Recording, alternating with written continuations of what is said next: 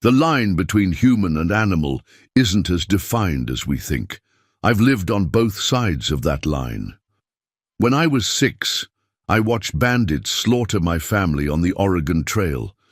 Covered in my mother's blood, I lay motionless among the dead until they left. That night, as the mountain cold crept in, a grey wolf approached, not to feed on the remains but to investigate the one heartbeat still drumming beneath the canvas and carnage. By morning, I had left humanity behind. By the time Thomas Reed found me 7 years later, I couldn't remember my name or speak a word of English. Some call my survival miraculous. I call it the education that made me who I am. Before we jump back in, tell us where you're tuning in from, and if this story touches you, make sure you're subscribed, because tomorrow I've saved something extra special for you. The Miller family wagon creaked westward along the dusty trail, the summer of 1847, bringing both promise and peril as they journeyed toward California's gold fields. Jacob Miller, a former blacksmith from Pennsylvania, had sold everything to finance this journey west. His wife, Sarah, mended clothes in the back of the wagon while keeping an eye on their son Ethan, who had recently celebrated his 6th birthday somewhere in the Nebraska Territory. "Stay close to the wagon, Ethan," Sarah called, as the boy chased butterflies along the trail's edge. "Don't wander where I can't see you." The Millers had joined a larger wagon train in Independence, Missouri, but as the journey progressed, the group had gradually splintered. Some travelers moved faster, others slower, and disagreements about routes had further divided them. 2 weeks earlier, the Millers and 3 other families had broken off to follow a supposed shortcut through the mountains that would save them nearly a month of travel time. Jacob had his doubts about the detour, but deferred to William Fletcher, a confident man who claimed to have made the journey twice before. Now, as their 4 wagons wound through an increasingly narrow mountain pass, those doubts gnawed at him more persistently. "We should have stayed with the main group," Jacob muttered to Sarah as he surveyed the steep cliffs surrounding them. "This pass feels like a trap." "William knows what he's doing," Sarah reassured him, though her voice lacked conviction. "We'll rejoin the main trail in a few days, and we'll be ahead of schedule." That evening, as the small caravan made camp in a sheltered clearing, Ethan played with the Fletcher children, while the adults discussed their dwindling supplies. The shortcut had taken longer than expected, and game had been scarce in these mountains. "We'll hunt at first light," William announced, his authoritative tone brooking no argument. "There's deer signs all through these woods. We'll have fresh meat by noon tomorrow." Jacob nodded along with the others, but something about the location unsettled him. They were too exposed, too isolated. He checked his rifle before turning in, something he hadn't done since the plains. Dawn broke with a heavy mist clinging to the mountainside. Jacob woke early, disturbed by dreams he couldn't recall, but that left him uneasy. He stepped quietly from the wagon, careful not to wake Sarah and Ethan, and moved toward the smouldering remains of last night's fire. The first shot cracked through the silence like thunder. Jacob spun toward the sound as William Fletcher stumbled from his wagon, clutching his chest.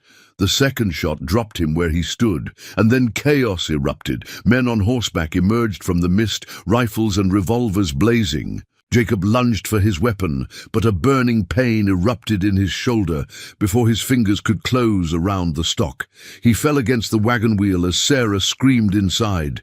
"Ethan, hide!" Jacob gasped, struggling to rise as blood soaked his shirt. Inside the wagon, Sarah frantically wrapped Ethan in a heavy canvas tarp.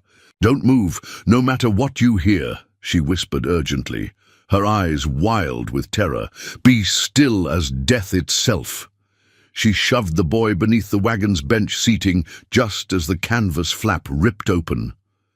Ethan watched through a tiny opening in the tarp as his mother fought, as the knife flashed, as her blood spattered across the canvas that concealed him. Her dying scream burned into his memory like a brand. The massacre was swift and methodical. The bandits, 7 men wearing mismatched clothing and cold expressions, killed without hesitation, without mercy. They weren't just robbers, they were predators who didn't want witnesses. After ensuring every adult and visible child had been slaughtered, they ransacked the wagons for valuables, food, and ammunition. Beneath the canvas, pressed against his mother's cooling body, Ethan remained perfectly still. The tarp that had been hastily thrown over him was now stained with his mother's blood, the metallic smell filling his nostrils as tears silently tracked down his face. Every instinct screamed for him to run, to cry out, but his mother's final command anchored him in place, be still as death itself. The bandits spent hours methodically looting the wagons. Ethan heard them discussing which supplies to take, complaining about the quality of the whiskey they'd found, laughing about how easy the ambush had been. One suggested burning the wagons to eliminate evidence, but another argued it would create smoke that might attract attention. "Leave it," a gruff voice finally decided. "The mountains have plenty of scavengers. Won't be anything left in a week anyhow." As the sun climbed higher, the voices and hoofbeats finally receded. Still, Ethan didn't move. Hours passed. The inside of the wagon grew hot, the smell of death increasingly overpowering, but fear kept him frozen in place. Dusk brought new sounds, the scrabbling of smaller scavengers drawn by the scent of blood. Something climbed into the wagon, its claws scraping against wood. Ethan squeezed his eyes shut, certain he was about to be discovered. Devoured. The canvas covering him shifted as something sniffed at it. Then came a sound unlike any he'd heard before. Not quite a growl, not quite a whine. The tarp was suddenly pulled aside, and Ethan found himself staring into the amber eyes of a large grey wolf. The wolf's muzzle wrinkled, exposing teeth designed for tearing flesh, but it didn't attack. Instead, it sniffed the boy thoroughly, perhaps confused by the mixture of living scent beneath the masking smell of death. Ethan remained perfectly still, employing the same strategy that had saved him from the human predators hours earlier. To his astonishment, the wolf didn't harm him. After its inspection, it turned and jumped down from the wagon. Ethan heard it moving around the campsite, occasionally growling at smaller scavengers that had already begun to feed on the bodies outside. Night fell completely, bringing with it mountain cold that penetrated the wagon's canvas. Thirst and hunger finally drove Ethan to move. Carefully, he extracted himself from beneath his mother's body, whispering an apology she couldn't hear. He found a water skin that had been overlooked by the bandits and drank deeply. Outside, the moonlight revealed the full horror of the massacre. Bodies lay where they had fallen. The Fletcher children sprawled near the extinguished campfire. His father crumpled against the wagon wheel. Ethan's young mind couldn't fully process the carnage. Instead, it retreated into a detached state where these broken forms no longer connected to the people he had known. Movement caught his eye. The grey wolf stood at the edge of the clearing, watching him. Beside it were 2 smaller wolves. Not quite pups, but not fully grown. The adult wolf made that same sound again, the whine growl that seemed almost like communication, driven by a child's instinct for safety in the presence of adults, even non-human ones. Ethan found himself walking toward the wolves. The larger wolf didn't retreat. Instead, it watched his approach with those intelligent amber eyes, head slightly tilted, as if puzzled by this small human's behavior. When Ethan was just a few feet away, the wolf turned and trotted into the forest. After a moment's hesitation, the boy followed. What awaited him in the woods couldn't be worse than what lay behind. The wolves led him through the darkness with uncanny awareness of his human limitations. When the terrain became too difficult, they waited. When he stumbled, they paused. By dawn, they had traveled several miles from the massacre site, ascending higher into the mountains until they reached a rocky outcropping. Beneath it, a small cave entrance was partially hidden by scrub brush. The wolf entered first, followed by the younger ones. Exhaustion overwhelming his fear, Ethan crawled after them. Inside, the cave opened into a larger space, where 3 wolf pups tumbled and played. The adult, clearly the mother, settled on a bed of dried grass and leaves, watching as Ethan collapsed from fatigue just inside the entrance. When he woke hours later, hunger cramping his stomach, one of the older juvenile wolves was dropping a dead rabbit near his feet. It retreated immediately, watching from a distance as Ethan examined the offering. Understanding dawned slowly. This was food, but the concept of raw meat was foreign to him. His hesitation was interrupted when the mother wolf approached, took the rabbit and tore it open with practiced efficiency. She consumed some, then stepped back, her behavior unmistakably demonstrating what was expected. Survival instinct overcame cultural conditioning. Ethan ate. Days passed, then weeks. The trauma of the massacre created a psychological barrier between Ethan and his human past. He stopped trying to speak. Words became unnecessary. The wolves communicated through posture, sound, and scent, a language far more primal but no less complex than human speech. Gradually, he began to understand it. The mother wolf, whom he came to recognize as the alpha of this small pack, seemed to have adopted him for reasons known only to her. Perhaps she sensed his vulnerability, his status as an orphan, not unlike strays her pack might take in. Or perhaps some deeper connection had formed in that first moment when prey didn't behave like prey, when the blood-covered boy had remained motionless beneath her scrutiny. Whatever the reason, she taught him as she taught her own young. How to move silently through the forest, how to use scent and sound to track prey, how to distinguish threatening humans whose scent carried metal and smoke from the occasional lone hunters who posed less danger. When autumn came, bringing colder nights, Ethan's human clothing had deteriorated to rags. The wolf taught him a different adaptation, how to dig out a shelter against the cold, how to curl together with the pack for warmth. His human need for fire remained unaddressed. Instead, he grew a thicker layer of dirt and adapted to the cold, as best his human physiology allowed. By winter, Ethan Miller had vanished. In his place was a feral child who moved on all fours more often than upright, who communicated through wolf-like vocalizations, who ate what the pack ate and slept where the pack slept. His past existed only in occasional nightmares that caused him to whimper in his sleep, prompting the mother wolf to move closer, her presence a comfort against horrors she couldn't understand. Preparing and narrating this story took us a lot of time, so if you are enjoying it, subscribe to our channel. It means a lot to us. Now back to the story. Spring brought new lessons. The wolf pups from the previous year were now young adults, learning to hunt larger game.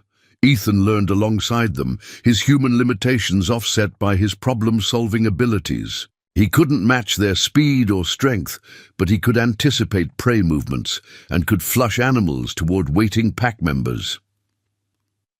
One crisp morning, as new green softened the mountainside, the pack tracked a wounded deer through a dense thicket. The animal's blood trail was easy to follow, even for Ethan's less sensitive nose. The mother wolf led them along the scent path, moving with purpose rather than stealth. The prey was too injured to flee quickly. None of them anticipated the other predator tracking the same wounded animal.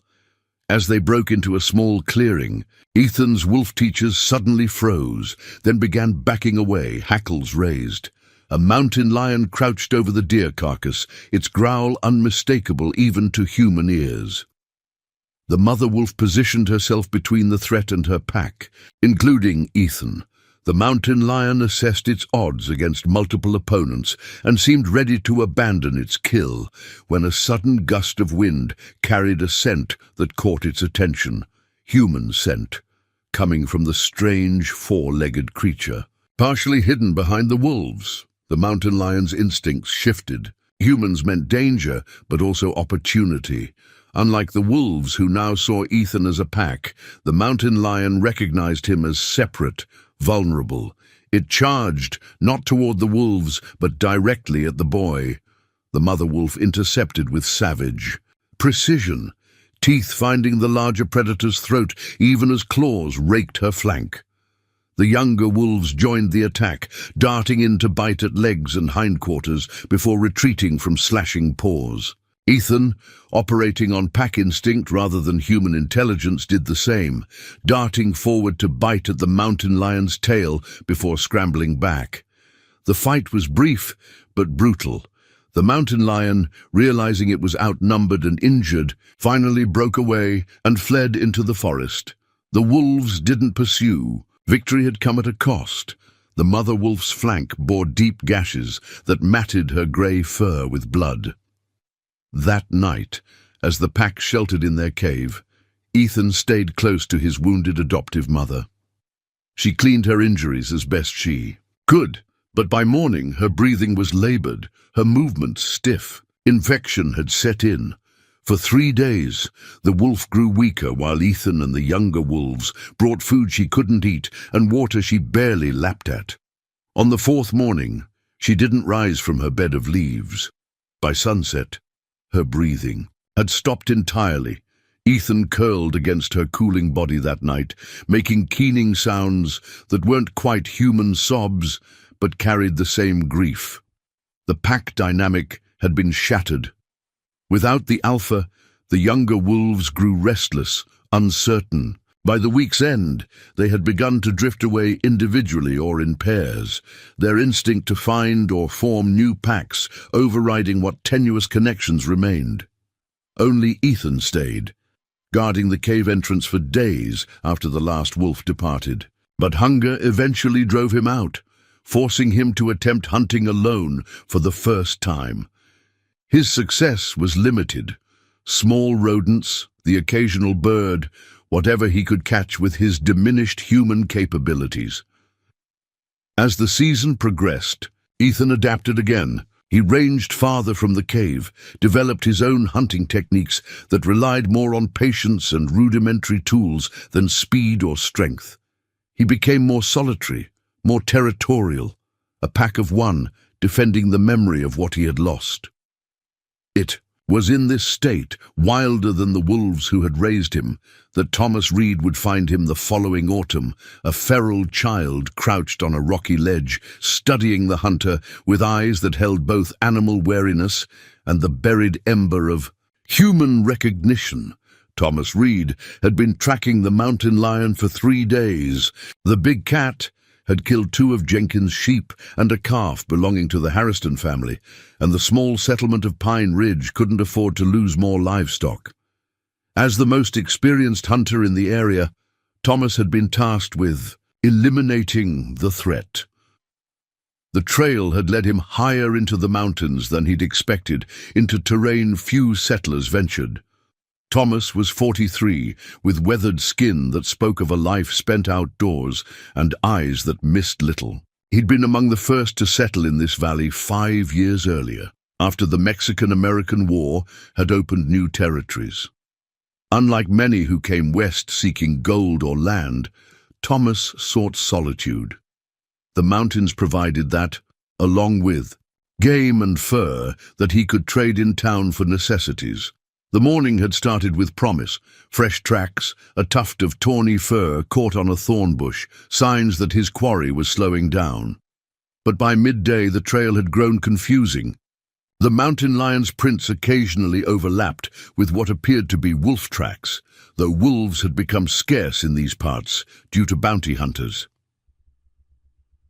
As the sun began its westward descent, Thomas paused at a small stream to refill his canteen. A movement on the ridge above caught his attention. Too quick to be a deer, too low to the ground for a man. He reached for his rifle, scanning the rocky outcropping with narrowed eyes. There, a flash of movement again. Thomas raised his rifle, sighting along the barrel, then slowly lowered it in confusion. What he'd glimpsed wasn't the mountain lion, nor was it a wolf. It appeared to be a child, moving on all fours with an animal's gait. "Hello up there," Thomas called, Keeping his voice steady and non-threatening, the figure froze, then disappeared behind the rocks. Curiosity overwhelmed caution. Thomas secured his canteen and began climbing toward the ridge, moving slowly to avoid appearing aggressive. As he neared the spot where he'd seen the figure, he noticed a small cave entrance, partially hidden by brush. "Anyone there?" he called again, softer this time.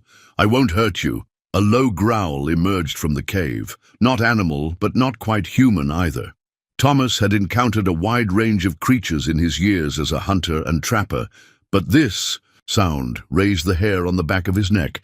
Keeping a safe distance, he removed his pack and retrieved a strip of dried venison. He placed it on a flat rock midway between himself and the cave entrance, then retreated several yards, sitting down to appear less threatening. "Got some food here if you're hungry," he said conversationally, as if addressing a shy child. "Good. Venison. Smoked it myself last month." Minutes passed with no response. Thomas waited patiently, a skill honed through countless hunts. Eventually, patience was rewarded as a small head emerged from the cave entrance, sniffing the air cautiously. What Thomas saw nearly caused him to cry out in shock. A boy, perhaps 12 or 13 years old, though it was difficult to tell beneath the matted hair and dirt, crept from the cave on all fours. His movements were fluid and animal-like, nothing in them suggesting human socialization.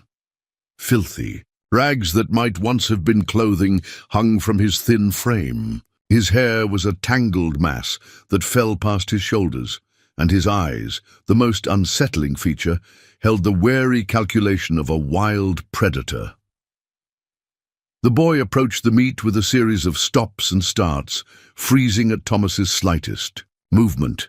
When he finally reached the venison, he snatched it with surprising speed and retreated several yards before tearing into it with his teeth, never taking his eyes off the hunter. Thomas fought to keep his expression neutral despite his shock. He'd heard stories, of course. Tales told around campfires about children raised by wolves or bears, wild children found in forests across the frontier. He'd dismissed them as frontier myths. Now, the evidence crouched before him, tearing at dried meat with yellow teeth that had clearly never seen a toothbrush. "Where'd you come from, boy?" Thomas asked softly. The child showed no reaction to the words, continuing to eat while maintaining his vigilant stare. "Do you understand me?" Thomas tried again. "Do you have a name?" Still no response that indicated comprehension. As the boy finished the meat, Thomas slowly reached into his pack again, producing his water skin. He took a drink first, then placed it on the rock where the meat had been. This time, the boy approached. More quickly, his initial fear somewhat abated. He sniffed at the water skin, then awkwardly lifted it, spilling some before figuring out how to drink from it. Thomas noted that despite his animal-like behavior, the boy possessed the problem-solving ability to manipulate the unfamiliar object, a decidedly human trait. As evening approached, Thomas faced a dilemma. He couldn't leave the child here. Winter would come early to these mountains, and the boy's emaciated frame suggested he was already struggling to feed himself. Yet attempting to force the wild child to accompany him would likely result in the boy fleeing, perhaps never to be found. "Again, I'm going to make a small fire," Thomas announced, keeping his voice calm and even. "You can come closer if you'd like. It'll be warm." The boy retreated to the cave entrance as Thomas gathered kindling and struck his flint. When the flames caught, Thomas saw the boy's expression change for the first time. Fear mixed with fascination. Fire was clearly something he recognized, but didn't fully understand. As darkness fell and the temperature dropped, Thomas sat quietly by his small fire, occasionally adding wood to maintain the flames. He deliberately placed his remaining food, another strip of venison and a small pouch of dried berries, within the circle of firelight, but distant enough from himself that the boy might approach. Stars were scattered across the night sky when the child finally edged toward the fire. His movement suggested internal conflict, drawn to the warmth but wary of the man. He settled at the furthest possible point from Thomas, while still benefiting from the fire's heat, curling into a tight ball with his eyes still fixed on the hunter. "Must have been out here a long time," Thomas mused aloud, not expecting a response, but hoping the sound of a human voice might stir something in the boy's memory. "Wonder where you came from. Someone must be missing you." The child showed no reaction to the words themselves, but the gentle cadence seemed to have a calming effect. His vigilance didn't waver, but his posture relaxed slightly. Thomas continued speaking softly, sharing inconsequential stories about his hunting cabin, the town and the valley, the changing seasons. He didn't approach the boy or make sudden movements. Instead, he created an atmosphere of safety through consistency and calm. When Thomas finally lay down to sleep, positioning himself so the fire remained between them, the boy stayed where he was, apparently unwilling to retreat to his cave, while the unfamiliar human remained nearby. Dawn broke with a clarity peculiar to high elevations. Thomas woke to find the boy still present, curled in an impossibly tight ball, seemingly asleep yet stirring at Thomas's first movement. The hunter deliberately moved slowly as he rekindled the fire and prepared a simple breakfast of journey cake. Cornmeal, mixed with water and cooked on a flat stone at the fire's edge. "Breakfast," he announced, breaking the journey cake in half and placing the larger portion on a flat rock near the boy. The child approached cautiously, sniffing the unfamiliar food before taking a small nibble. His reaction was immediate. Eyes widening at the taste of cooked food, something he had clearly been without for a very long time. He devoured the journey cake in seconds, then looked expectantly at Thomas's portion. Thomas smiled and broke his piece in half again, offering another section to the boy. "Need to fatten you up a bit," he said, noting how the child's ribs were visible through gaps in his ragged clothing. "Can't have you starving up here when winter comes." After breakfast, Thomas began packing his few supplies, moving deliberately, so as not to startle the boy. "I need to head back down the mountain," he explained, knowing the words themselves weren't understood, but hoping his tone conveyed his meaning. "You should come with me. There's more food where I live. Shelter, too." The boy watched him with that unnerving intensity, head slightly tilted, as if trying to decipher this strange creature's behavior. Thomas shouldered his pack and rifle, then pulled out his last strip of venison.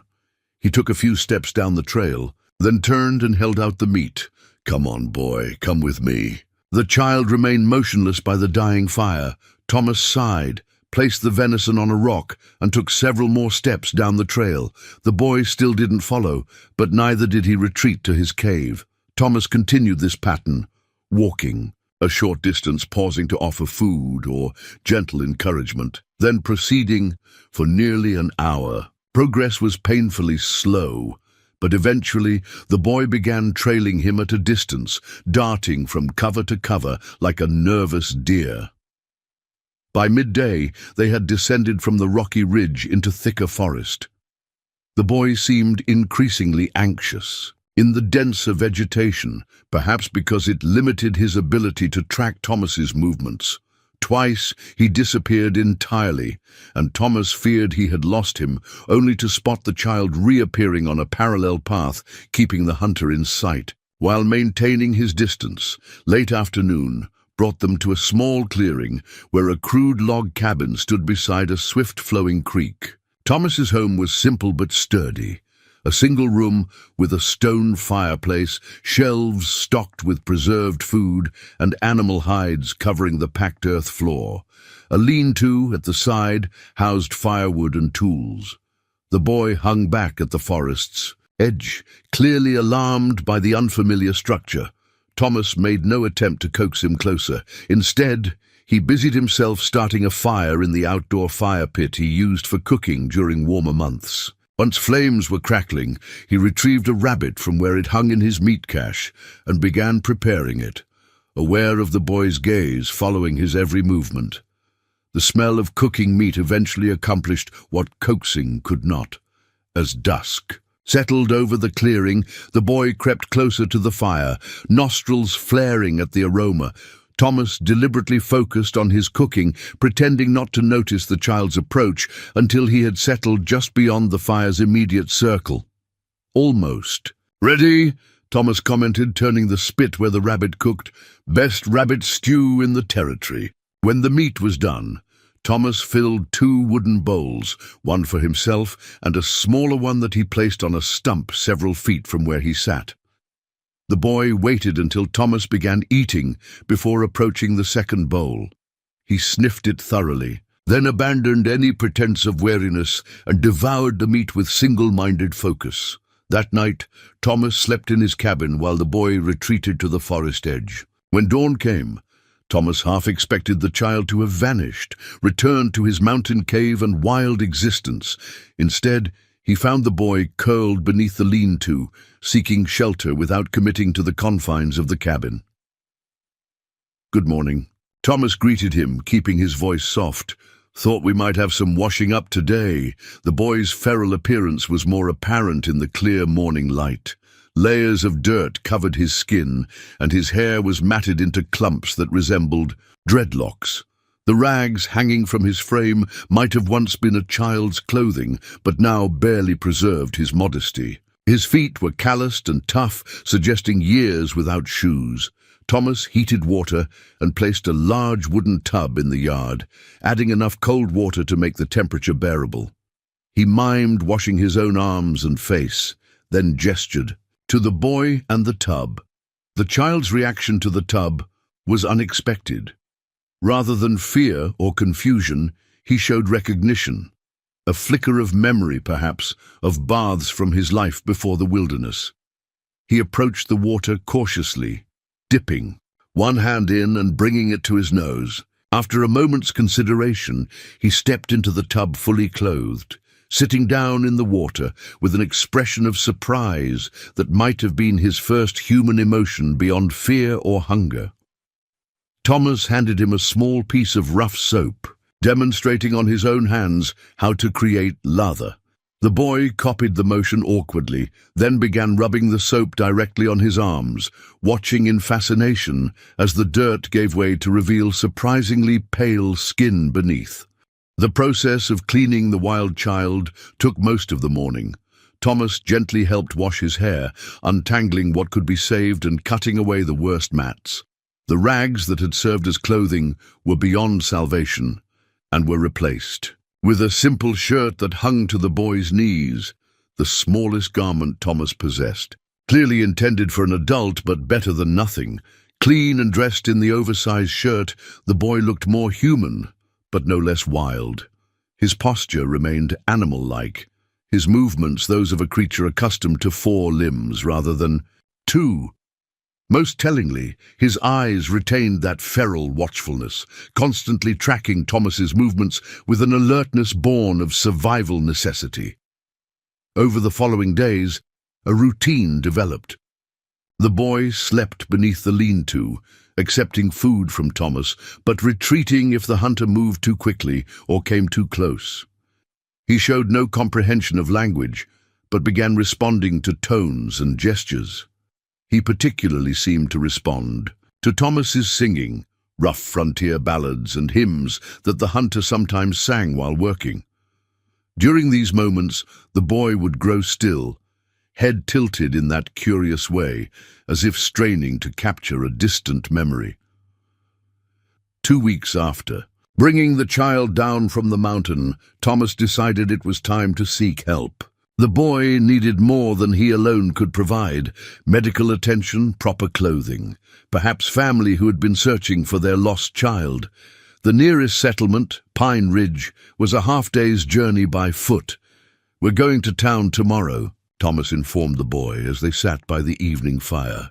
"Other people there. They can help us figure out where you came from." The child gave no indication of understanding, but accepted the piece of cornbread Thomas offered him. His table manners had improved marginally. He now used his fingers rather than simply tearing at food with his teeth, and he had learned to wait until food was offered rather than snatching it. Morning brought clear skies and mild temperatures, ideal for the journey. Thomas packed lightly, including extra food and a blanket for the boy. The child seemed to sense something different in Thomas's preparations, growing increasingly agitated as the hunter readied himself for travel. "It's all right," Thomas assured him. "We're just going to meet some folks who can help you." When Thomas started down the trail that led toward Pine Ridge, the boy didn't immediately follow. He stood at the edge of the clearing, shifting his weight, anxiously from foot to foot, caught between the security of the familiar cabin area and his apparent trust in the hunter. "Come on, boy," Thomas called, his voice gentle but firm. "Time to go." After a moment's hesitation, the child followed, moving with the same cautious distance he had maintained during their first journey down from the mountain. Thomas kept a deliberate pace, allowing the boy to become comfortable with their travel. By mid-morning, the child had drawn somewhat closer, occasionally venturing near enough that Thomas could have reached out and touched him. Though he was careful not to try, the first sign of civilization appeared shortly after noon, a split-rail fence marking the boundary of the Jenkins farm. The boy froze at the sight, his posture instantly reverting to a more animal-like crouch. "It's all right," Thomas soothed. "Just a fence, nothing to worry about." But the child was clearly distressed by this evidence of human habitation. As they continued and more farms became visible in the distance, his agitation grew. He began making small, distressed sounds, the first vocalizations Thomas had heard from him beyond growls. By the time the settlement itself came into view, a collection of perhaps 30 buildings clustered around a main street, the boy was trembling visibly. He stopped completely at the edge of the tree line, refusing to step into the open area that led to the town. Thomas knelt to bring himself closer to the child's level. "I know this is frightening," he said softly, "but there are good people here who can help you, maybe even find your family." At the word family, something flickered in the boy's eyes, not recognition precisely, but a deeper distress. He backed away another step, shaking his head violently in the first clear communication. "A refusal. All right," Thomas conceded. "You wait here in the trees. I'll go talk to some folks, see what they think we should do. Won't be gone long." He pointed to a large oak at the forest edge. "You stay by that tree. I'll come back to that spot, understand?" The boy's gaze followed Thomas's pointing finger to the oak, then back to the hunter's face. After a moment, he gave a single sharp nod, a surprisingly human gesture that suggested more comprehension than he had previously demonstrated. "Good boy," Thomas said, relieved. "I'll be back soon." As he turned toward town, Thomas heard a soft sound behind him. Looking back, he saw the boy had backed further into the forest shadows, but remained watching, one hand resting against the oak tree's trunk, acknowledging their arrangement. Pine Ridge was typical of frontier settlements: a general store, a blacksmith, a small church, and various houses and workshops clustered together for protection and convenience. Thomas's arrival drew curious looks, as his visits to town were infrequent and usually motivated by trading furs or purchasing supplies. His first stop was the sheriff's office, a small building adjacent to the general store. Sheriff Daniel Blackwood was a former army officer who had settled in Pine Ridge after the war with Mexico. He was fair-minded and practical, qualities Thomas respected. "Reed," the sheriff greeted him, looking up from paperwork. "Didn't expect to see you before the first snow. What brings you down from your mountain?" "Found something unusual up there, Daniel," Thomas replied, settling into the chair across from the sheriff's desk. "Actually, someone. A boy, living wild. Been watching him for 3 days now, trying to figure out what to do." The sheriff's eyebrows rose. "A child? Alone in the mountains?" Thomas nodded. "Feral as any wolf I've ever seen. Doesn't speak, Moves on all fours half the time. Been up there for years from the look of him. He's maybe 12 or 13 now. Hard to tell exactly. Good Lord, Blackwood murmured. Where is he now? Edge of town. Wouldn't come closer. Too frightened of the buildings, I reckon. He's waiting by the big oak at the North Trail. The sheriff leaned back, considering. Any idea where he came from? Any identifying marks or clothing? Thomas shook his head. Rags when I found him, nothing recognizable. No scars or marks I could see, though he was filthy. Cleaned him up some. At my cabin. Could be from one of the massacred wagon trains, Blackwood mused. We've had 3 hit in the high passes in the last decade. Bandits or Indians, never figured out which. That's what I was thinking, Thomas agreed. If he somehow survived and was raised by wolves, the sheriff finished skeptically. Sounds like a tall tale, I know. But you should see him, Daniel. The way he moves, the sounds he makes, he wasn't raised by people, that's certain. The sheriff drummed his fingers on his desk thoughtfully. Well, we should get Doc Simmons to look at him, and maybe Reverend Hayes would know if any of the church folks back east have reports of missing children. The boy won't come into town, Thomas reminded him, and I don't think forcing him would end well. He spooks easily. Then we'll go to him, the sheriff decided, standing. Let me fetch the doctor. Meet us at the Oak in 15 minutes. Thomas spent the waiting time at the general store, purchasing supplies for himself and items he thought might help the boy. Proper clothing, a small knife suitable for a child, and a comb for the tangled hair that remained even after his efforts. To clean the boy up, when he returned to the oak tree, Thomas was relieved to find the boy still there, though he had retreated higher into the branches at the approach of the hunter and his companions. Sheriff Blackwood and Doc Simmons stood at a respectful distance, observing the wild child with expressions of fascination and concern. My God, the doctor murmured. I thought you might be exaggerating, Reed. If anything, I understated it, Thomas replied quietly. He's been with me 2 weeks now, and this is the most human interaction he's shown. He looked up at the boy perched in the tree. It's all right. These men are friends. They won't hurt you. The boy made no move to descend, but watched them intently, his gaze shifting between the 3 men with obvious wariness. He doesn't understand English, Thomas explained, or if he does, he gives no sign of it, but he responds to tone and gestures. How have you been communicating with him? The sheriff asked. Mostly I talk, he watches.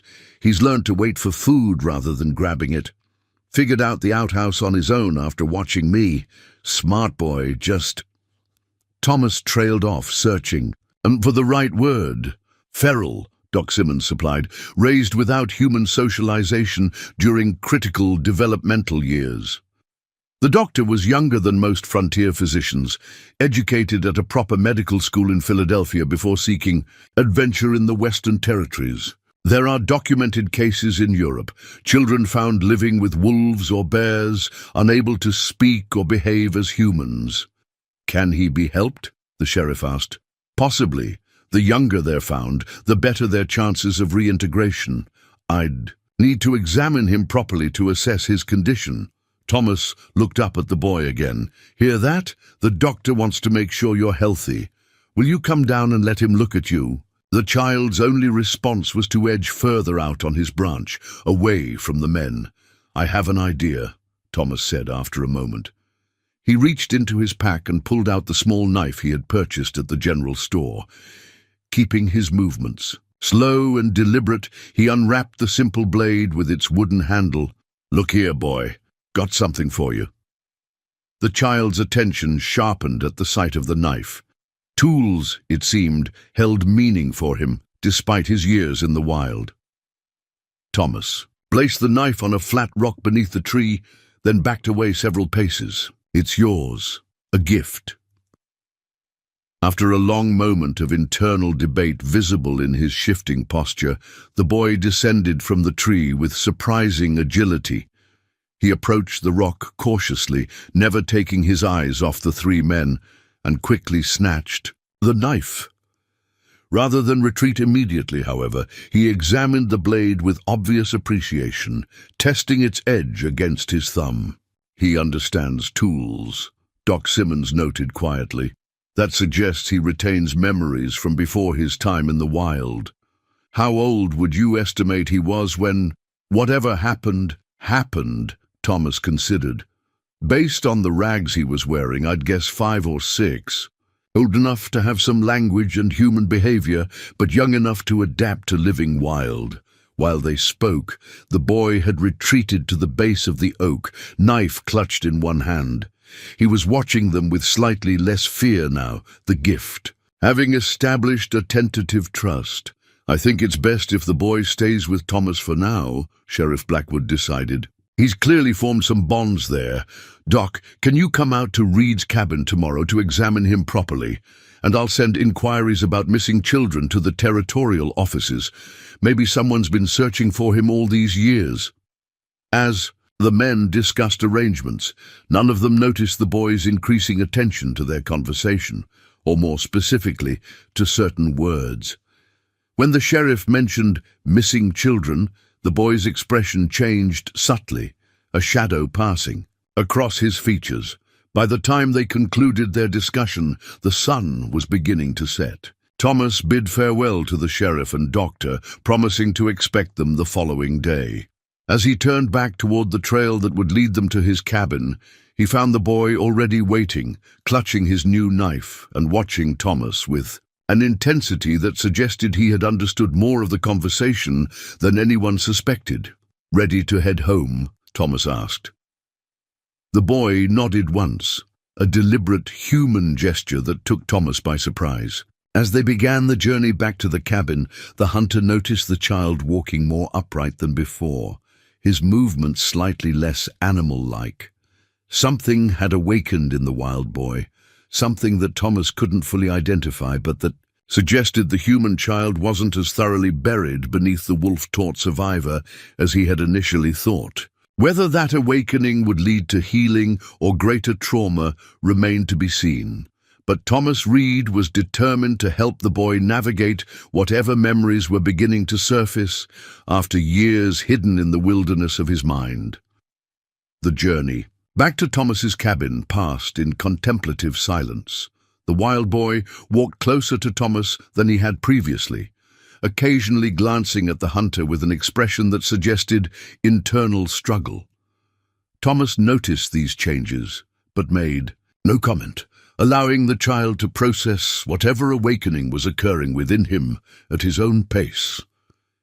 Night had fallen by the time they reached the clearing. Thomas built up the fire while the boy retreated to his usual spot beneath the lean-to, clutching his new knife. After preparing a simple meal of cornbread and beans, Thomas filled 2 wooden bowls and placed one near the lean-to as had become their custom. "Quite a day," Thomas commented as they ate. "Sheriff and the doctor seem like good men. They want to help you." The boy paused in his eating, studying Thomas with that penetrating gaze that always made the hunter feel as if the child could see more than he let on. After a moment, the boy made a sound, not his usual animal-like growl, but something closer to a human vocalization. It wasn't quite a word, but it suggested an attempt at speech. Thomas kept his excitement carefully contained. "That's right," he encouraged gently. "You can talk if you want to, no rush though." The remainder of the evening passed uneventfully, with Thomas tending to chores around the cabin while the boy watched from a distance.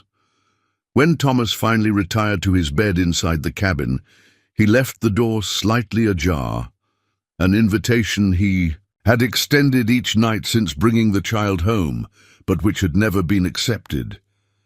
Some time later, Thomas woke to the sound of movement near his bed. Opening his eyes slowly, he found the wild boy standing just inside the cabin door, silhouetted against the moonlight filtering through the opening. The child was perfectly still, watching Thomas with an intensity that might have been frightening, if the hunter hadn't come to understand it as the boy's way of processing unfamiliar situations. "Couldn't sleep?" Thomas asked softly, remaining motionless to avoid startling the boy. The child made no response but continued his silent observation. After several minutes, he abruptly turned and slipped back outside. Thomas heard him settling. Beneath the lean-to, the familiar rustling suggesting he was arranging his blanket. It was a small step, entering the cabin voluntarily, if only briefly, but it represented significant progress in the boy's comfort with human habitation. Thomas fell back asleep, feeling cautiously optimistic about the child's gradual return to humanity. Dawn brought clear skies and the promise of visitors. Thomas rose early to prepare the cabin and its surroundings, wanting to make the coming examination as non-threatening as possible for the boy. He constructed a simple bench near the outdoor fire pit, thinking the child might be more comfortable being examined in the open air rather than inside the confined space of the cabin. The boy watched these preparations with evident wariness, his body language growing increasingly tense as the morning progressed. By the time hoofbeats announced the approach of riders, he had retreated to the edge of the clearing, poised, as if ready to flee into the forest at the slightest provocation. "It's all right," Thomas called to him. "Just the doctor and sheriff." Like yesterday, remember? Sheriff Blackwood arrived first, followed by Doc Simmons and, unexpectedly, a third rider, a slender woman with graying hair pulled back in a severe bun. Thomas recognized her as widow Abigail Porter, who ran the small schoolhouse in Pine Ridge. Her presence was surprising. The widow rarely left town, dedicating herself entirely to the education of the settlement's children. "Ms. Porter insisted on joining us," the sheriff explained as they dismounted. "She has experience with troubled children."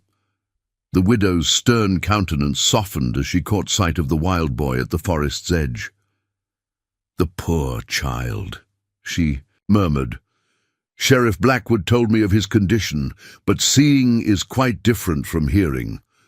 Thomas turned to where the boy crouched, noting how the child's attention had fixed on Abigail Porter with particular intensity.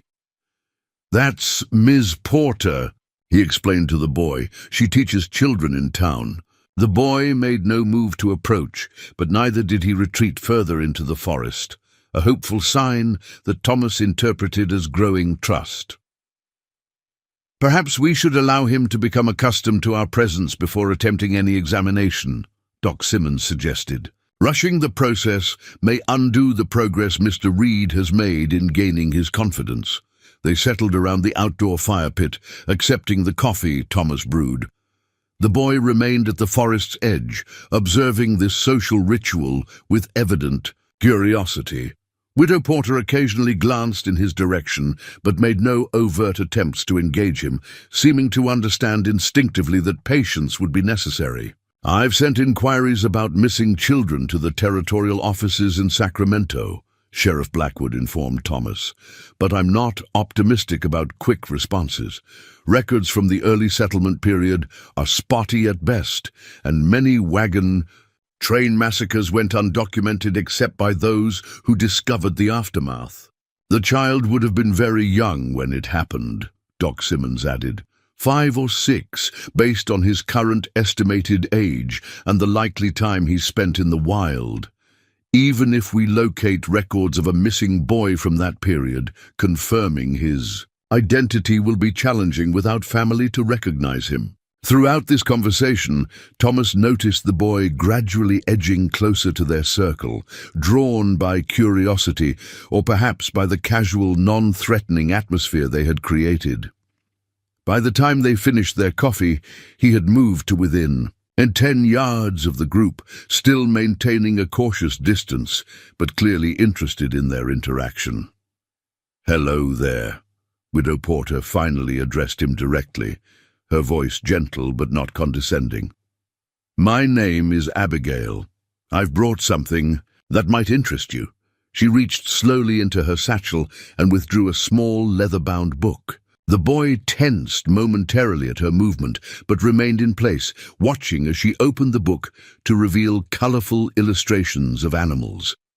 "This is a book about creatures of the wilderness," she explained, holding it so the boy could see the pictures from his position. "Bears, deer, wolves, creatures you might know." At the mention of wolves, the boy's demeanor changed subtly. He stretched his neck slightly, trying to see the illustration better without coming closer.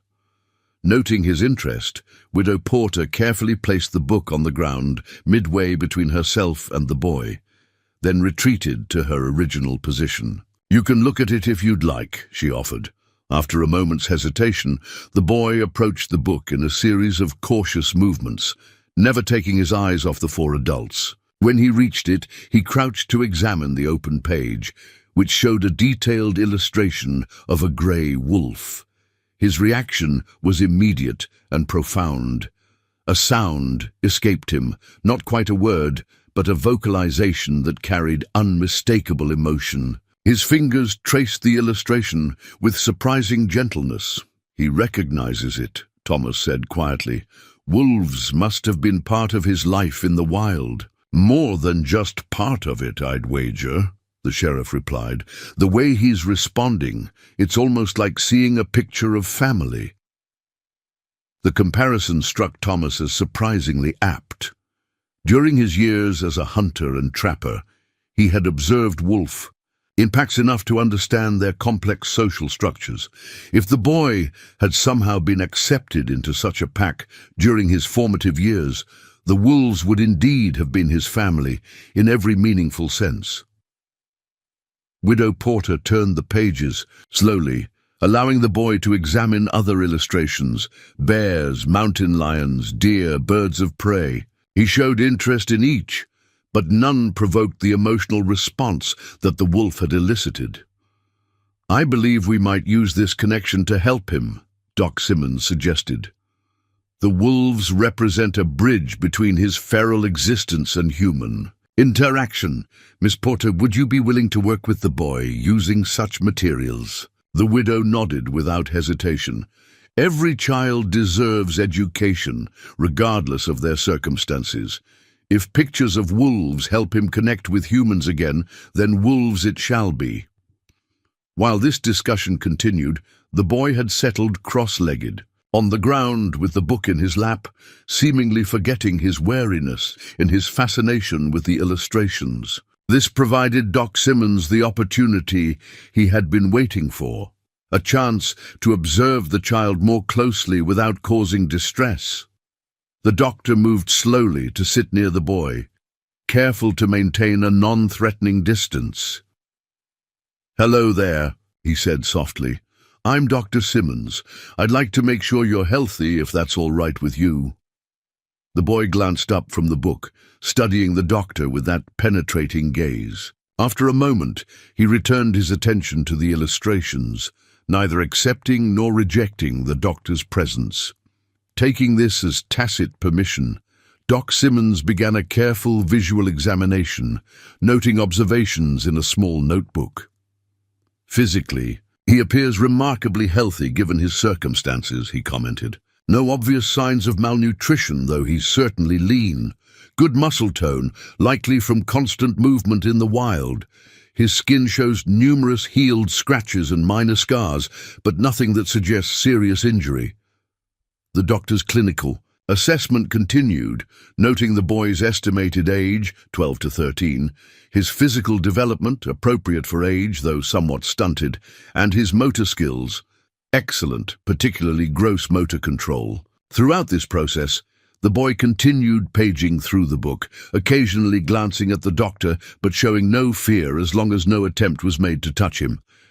"I'd like to examine him more thoroughly," Doc Simmons explained to Thomas. "Check his heart, lungs, and reflexes, but that would require physical contact, which I'm hesitant to attempt without building more trust." Widow Porter closed her satchel, having observed the interaction closely. "Perhaps we should establish a routine," she suggested. "I could visit several times a week with books and simple learning materials. As he becomes accustomed to regular human presence beyond Mr. Reed, he might grow more comfortable with examination." The sheriff nodded in agreement. "That seems sensible. and it gives us time to receive responses to our inquiries about missing children." As their discussion continued, none of them immediately noticed that the boy had paused on a particular page in the book. When Thomas finally glanced in his direction, he found the child staring intently at an illustration that wasn't of an animal at all, but rather a frontier scene showing a wagon train crossing a mountain pass. The boy's entire demeanor had changed. His body was rigid, his knuckles white where they gripped the book's edges. Most striking was his expression, fear and recognition, intermingled in a way that suggested the image had triggered something significant. "Look," Thomas said quietly, drawing the others' attention to the boy's reaction. Doc Simmons observed carefully. "A memory response," he murmured. "The wagon train image has triggered something traumatic." With trembling fingers, the boy traced the illustrated wagons, then abruptly closed the book and thrust it away from himself. A sound escaped him, a whimper that was decidedly human in its expression of distress. Widow Porter moved carefully to retrieve the book, opening it to examine the page that had provoked such a reaction. "This suggests his history may indeed be connected to a wagon train," she noted, "perhaps one that met with tragedy, as Sheriff Blackwood theorized." The boy had drawn his knees to his chest, rocking slightly in a self-soothing motion that seemed instinctive rather than learned. Thomas recognized the signs of distress and moved closer, speaking in the same gentle tone he had used since first encountering the child. "It's all right," he soothed. "You're safe here. No one will hurt you."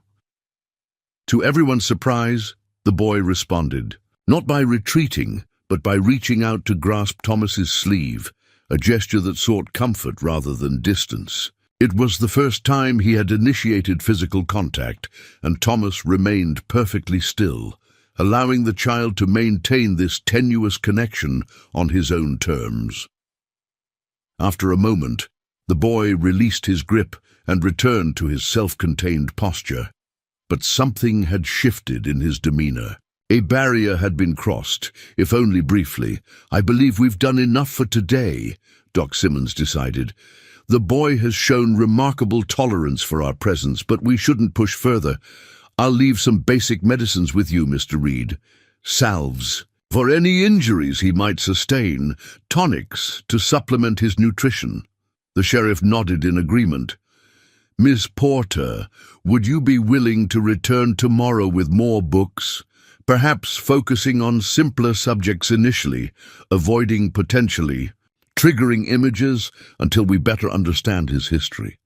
The widow agreed readily, her stern countenance softening as she regarded the wild child.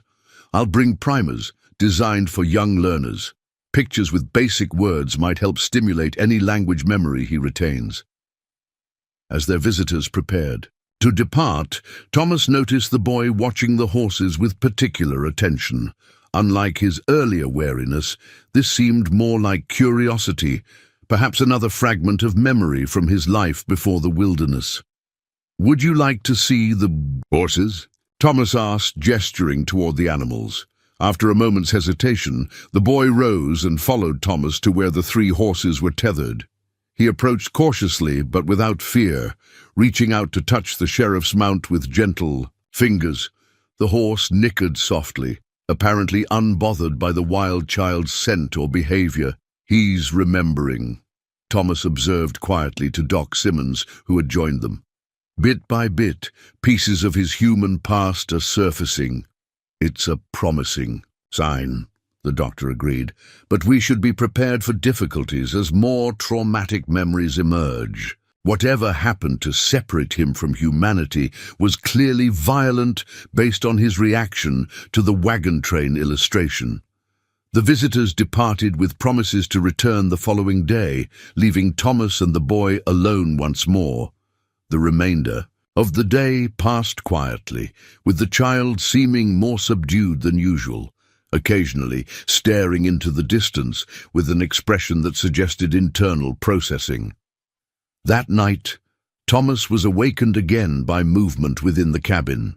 Opening his eyes, he found the boy standing beside his bed, closer than he had ventured previously. In the dim moonlight filtering through the cabin's single window, Thomas could see tears on the child's face, perhaps the first he had shed since being found. "What is it, boy?" Thomas asked softly, sitting up slowly. The child made a series of sounds, not quite words, but more deliberate than his usual vocalizations. His hands moved in gestures that seemed to be reaching for expression his voice couldn't. "Yet provide you're remembering something," Thomas guessed. "Something from before." The boy nodded, a distinctly human affirmation. Then, with evident effort, he produced a sound that froze Thomas's blood. "Ma, ma." The word was garbled, barely recognizable, but unmistakable in its meaning. After years of silence, the first human word the wild child had attempted to speak was a call for his mother. Thomas felt his throat tighten with emotion. "Your mama," he acknowledged gently. "You remember her?" The boy's face contorted with an expression of grief so raw it seemed to transcend his years in the wilderness. Whatever had happened to the child's mother, the memory of it was surfacing, now bringing with it pain that had perhaps been mercifully buried during his feral existence. Without thinking, Thomas opened his arms in the universal gesture of comfort. To his surprise, the boy moved into the embrace, his thin body shaking with silent sobs. Thomas held him gently, this child who had survived unimaginable circumstances, who had been human, then wolf, and was now struggling to become human again. "It's all right," Thomas murmured, though he knew it might never entirely be. "You're safe now." The boy cried himself to sleep in Thomas's arms, the first time he had slept indoors since being found. When morning came, Thomas woke to find the child still beside him, curled into a tight ball reminiscent of how wolves sleep, yet seeking human proximity in a way he hadn't before. As sunlight filtered through the cabin window, the boy stirred and opened his eyes. For a moment, confusion clouded his features, the disorientation of waking in an unfamiliar setting. Then recognition dawned, and he regarded Thomas with an expression that had changed subtly overnight. There was more awareness in his gaze now, more human consciousness behind the feral wariness. "Good morning," Thomas greeted him softly. The boy didn't speak, but he nodded in response, another small but significant step toward human interaction. He sat up, examining the cabin's interior with new interest, as if seeing it properly for the first time. Thomas prepared a simple breakfast, noting how the boy watched his movements with focused attention, seemingly studying the process of food. Preparation rather than merely awaiting the result. When Thomas handed him a bowl, the child attempted to hold the spoon correctly, clumsily mimicking Thomas's grip and movements. "That's right," Thomas encouraged. "You'll get the hang of it again." After breakfast, Thomas stepped outside to check his traps and tend to morning chores. To his surprise, the boy followed, maintaining closer proximity than had been his custom. When Thomas began chopping wood, the child observed intently, then picked up a fallen twig and mimicked the chopping motion, a deliberate imitation that suggested a new desire to relearn human activities. As the morning progressed, Thomas noticed the boy occasionally touching his own throat and making soft sounds, as if practicing the physical mechanics of speech. The breakthrough of the previous night, that single word, mama, seemed to have awakened something dormant, a connection to language that had been buried beneath years of animal communication. By midday, when the sound of approaching horses signaled the return of their visitors, the boy showed none of his previous anxiety. Instead, he positioned himself near Thomas, watching the trail with what appeared to be anticipation rather than fear. Widow Porter arrived first, her satchel bulging with books. The sheriff followed shortly after, bringing news that territorial offices had begun searching records for reports of missing children from wagon trains massacred in the region years earlier. The widow settled on the bench Thomas had constructed, beckoning to the boy with a gentle smile. "I've brought more books today," she announced. "Would you like to see them?" To everyone's surprise, the boy approached directly, seating himself on the ground near her feet without the cautious circling that had characterized his previous interactions. Widow Porter opened a simple primer, pointing to illustrations of common objects paired with their written names. "This is a house," she explained, indicating the picture and the word beneath it. "And this is a tree. Can you point to a tree you can see from here?" After a moment's consideration, the boy extended his arm to indicate a tall pine at the clearing's edge. The widow smiled approvingly. "Very good. You understand." The session continued with similar simple exercises, the boy demonstrating clear comprehension of basic concepts while remaining nonverbal, apart from occasional sounds that suggested attempts at forming words. His progress was remarkable given his circumstances, confirming Doc Simmons' theory that he had possessed language before his time in the wilderness. Sheriff Blackwood observed these interactions with evident interest. "Amazing how quickly he's responding," he commented to Thomas. "Just yesterday he was hardly approaching humans, and now he's participating in lessons." "Something changed last night," Thomas explained, describing the breakthrough when the boy had spoken his first word and sought comfort. "It's as if a dam broke. Memories are returning, and with them, more human behavior." "We should proceed carefully," the sheriff cautioned.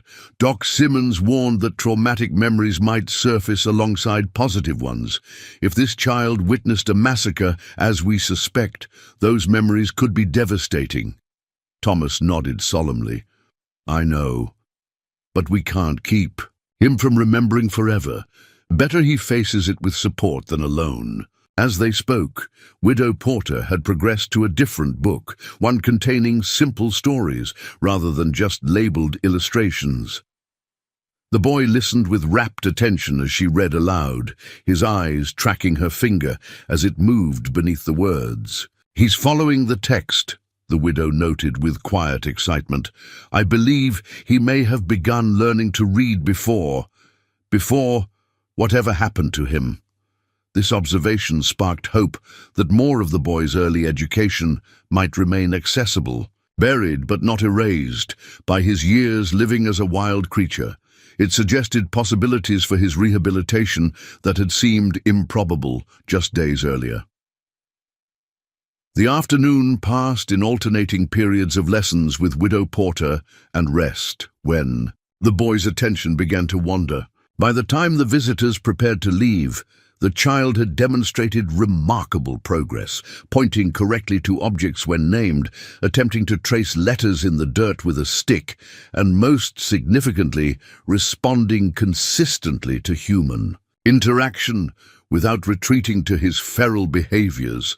As the widow mounted her horse, she smiled down at the boy who stood beside Thomas. "You've done very well today," she told him. "Tomorrow we'll try some writing." The boy nodded in acknowledgement, then unexpectedly raised his hand in a tentative wave as she turned her horse toward town. A distinctly human gesture of farewell that he must have remembered from his life before the wilderness.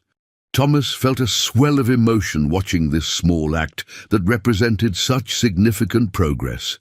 The feral child was finding his way back to humanity, step by step, memory by memory. Yet Thomas couldn't shake a sense of foreboding about what complete remembrance might bring. What horrors lurked in the boy's past that his wolf existence had allowed him to forget? And what would happen when those memories fully surfaced? The answer would come sooner than any of them expected, and in a form none of them could have anticipated. A week passed with remarkable progress. Each day, Widow Porter arrived with books and simple learning materials, spending hours coaxing humanity back into the wild child's behavior. By the 5th day, the boy was sleeping inside the cabin on a pallet Thomas had constructed near the fireplace. He had begun using a spoon consistently, washing his hands before meals, and even attempting to brush his own hair with a comb Thomas provided. Language remained the greatest challenge. Though the boy clearly understood much of what was said to him, his own speech was limited to a handful of halting words: Mama, no, yes, and most recently, Thomas, which he pronounced with such effort that it sounded more like Tamu. Nevertheless, these fragments of speech represented extraordinary progress for a child who had lived without human language for approximately 7 years.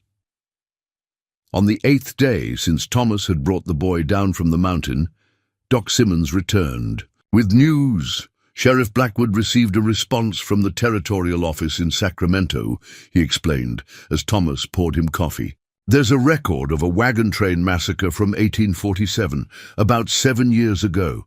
4 families who broke away from a larger caravan to follow a supposed shortcut through the high passes. No survivors were officially documented, but the search party found evidence that at least one body was missing. Thomas glanced to where the boy sat near the cabin, sorting through colored stones Widow Porter had brought to teach him basic counting.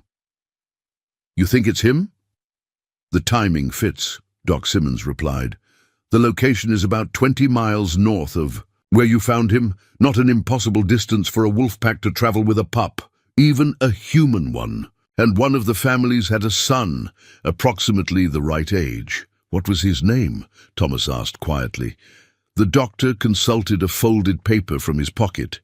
According to the manifest, Jacob and Sarah Miller were traveling with their son Ethan, age 6 at the time of departure from Independence. Thomas tested the name silently, watching the boy who might once have answered it. Ethan Miller, he finally said aloud.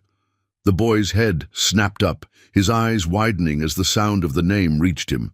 He dropped the stones he'd been sorting and stared at Thomas with an expression of such intense focus that it seemed he was trying to grasp something just beyond his mental reach. Ethan, Thomas repeated gently. Is that your name? Ethan Miller? The child's breathing quickened. He raised one hand to his throat, as he often did when struggling to produce speech. After several attempts, he managed a sound that might have been "eh" before frustration overtook him. He slammed his palm against the ground, an unusual display of anger from a child who had generally shown remarkable patience with his limitations. Doc Simmons observed with professional interest. The name clearly triggers something. Whether it's recognition or just a response to our focus, it's hard to determine. Thomas approached slowly, kneeling to the boy's eye level. It's all right, he soothed. No need to speak if it's too difficult. But I'm wondering if we should start calling you Ethan. Would that be all right? The boy, Ethan, studied Thomas's face intently, then gave a single deliberate nod. Ethan it is then, Thomas decided, offering a reassuring smile. It's good to properly meet you, Ethan Miller. Something in the child's expression shifted at the full name, a shadow passing behind his eyes that suggested a painful association with Miller.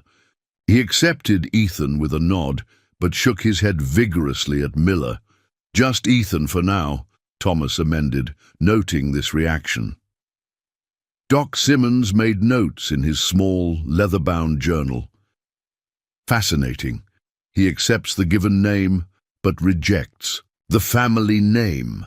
Perhaps the surname carries stronger associations with the traumatic event. The doctor spent the remainder of his visit conducting a more thorough physical examination than had previously been possible. Ethan now allowed careful touching, though he still flinched at sudden movements. Doc Simmons listened to his heart and lungs, tested reflexes, examined his teeth and ears, and carefully documented the numerous small scars that mapped the boy's journey through the wilderness. Physically, he's remarkably healthy given his circumstances, the doctor concluded. His teeth showed damage consistent with a carnivorous diet, some unusual wear patterns from tearing raw meat. There's evidence of healed fractures in 2 fingers and his left forearm, all of which knitted well despite lack of medical treatment. His hearing and vision appear exceptionally acute, which isn't surprising given his survival requirements. What? About his mind, Thomas asked, keeping his voice low, though Ethan had wandered to the edge of the clearing to watch a squirrel. Doc Simmons considered carefully. It's unprecedented, at least in my experience. Most documented cases of feral children, found after years in the wild, show permanent impairments. They never fully regain language or human social behavior, but Ethan, he glanced toward the boy, he's recovering at an extraordinary rate. It suggests he was not only older when he went into the wild, giving him a stronger foundation of human development, but that something about his experience preserved rather than destroyed his human capabilities. The wolves, Thomas suggested. From what I've observed as a hunter, wolf packs have complex social structures. They communicate, cooperate, and teach their young. It's not human society, but it's not solitary survival either. That could be significant, the doctor agreed. Rather than regressing to purely instinctual behavior, Ethan may have transferred his social development to the wolf pack context. Different rules and methods, but still a framework for interaction and relationship. Their discussion was interrupted by the arrival of Widow Porter, who brought news of her own. The church congregation has been inquiring about the wild child, she informed them after dismounting. Reverend Hayes mentioned Ethan during Sunday service, and now everyone's curious. Some are calling it a miracle, a child surviving alone in the wilderness all these years. Thomas frowned slightly. He wasn't alone. He had the wolves. Yes, well, that's the part many find difficult to accept, the widow acknowledged with a tight smile.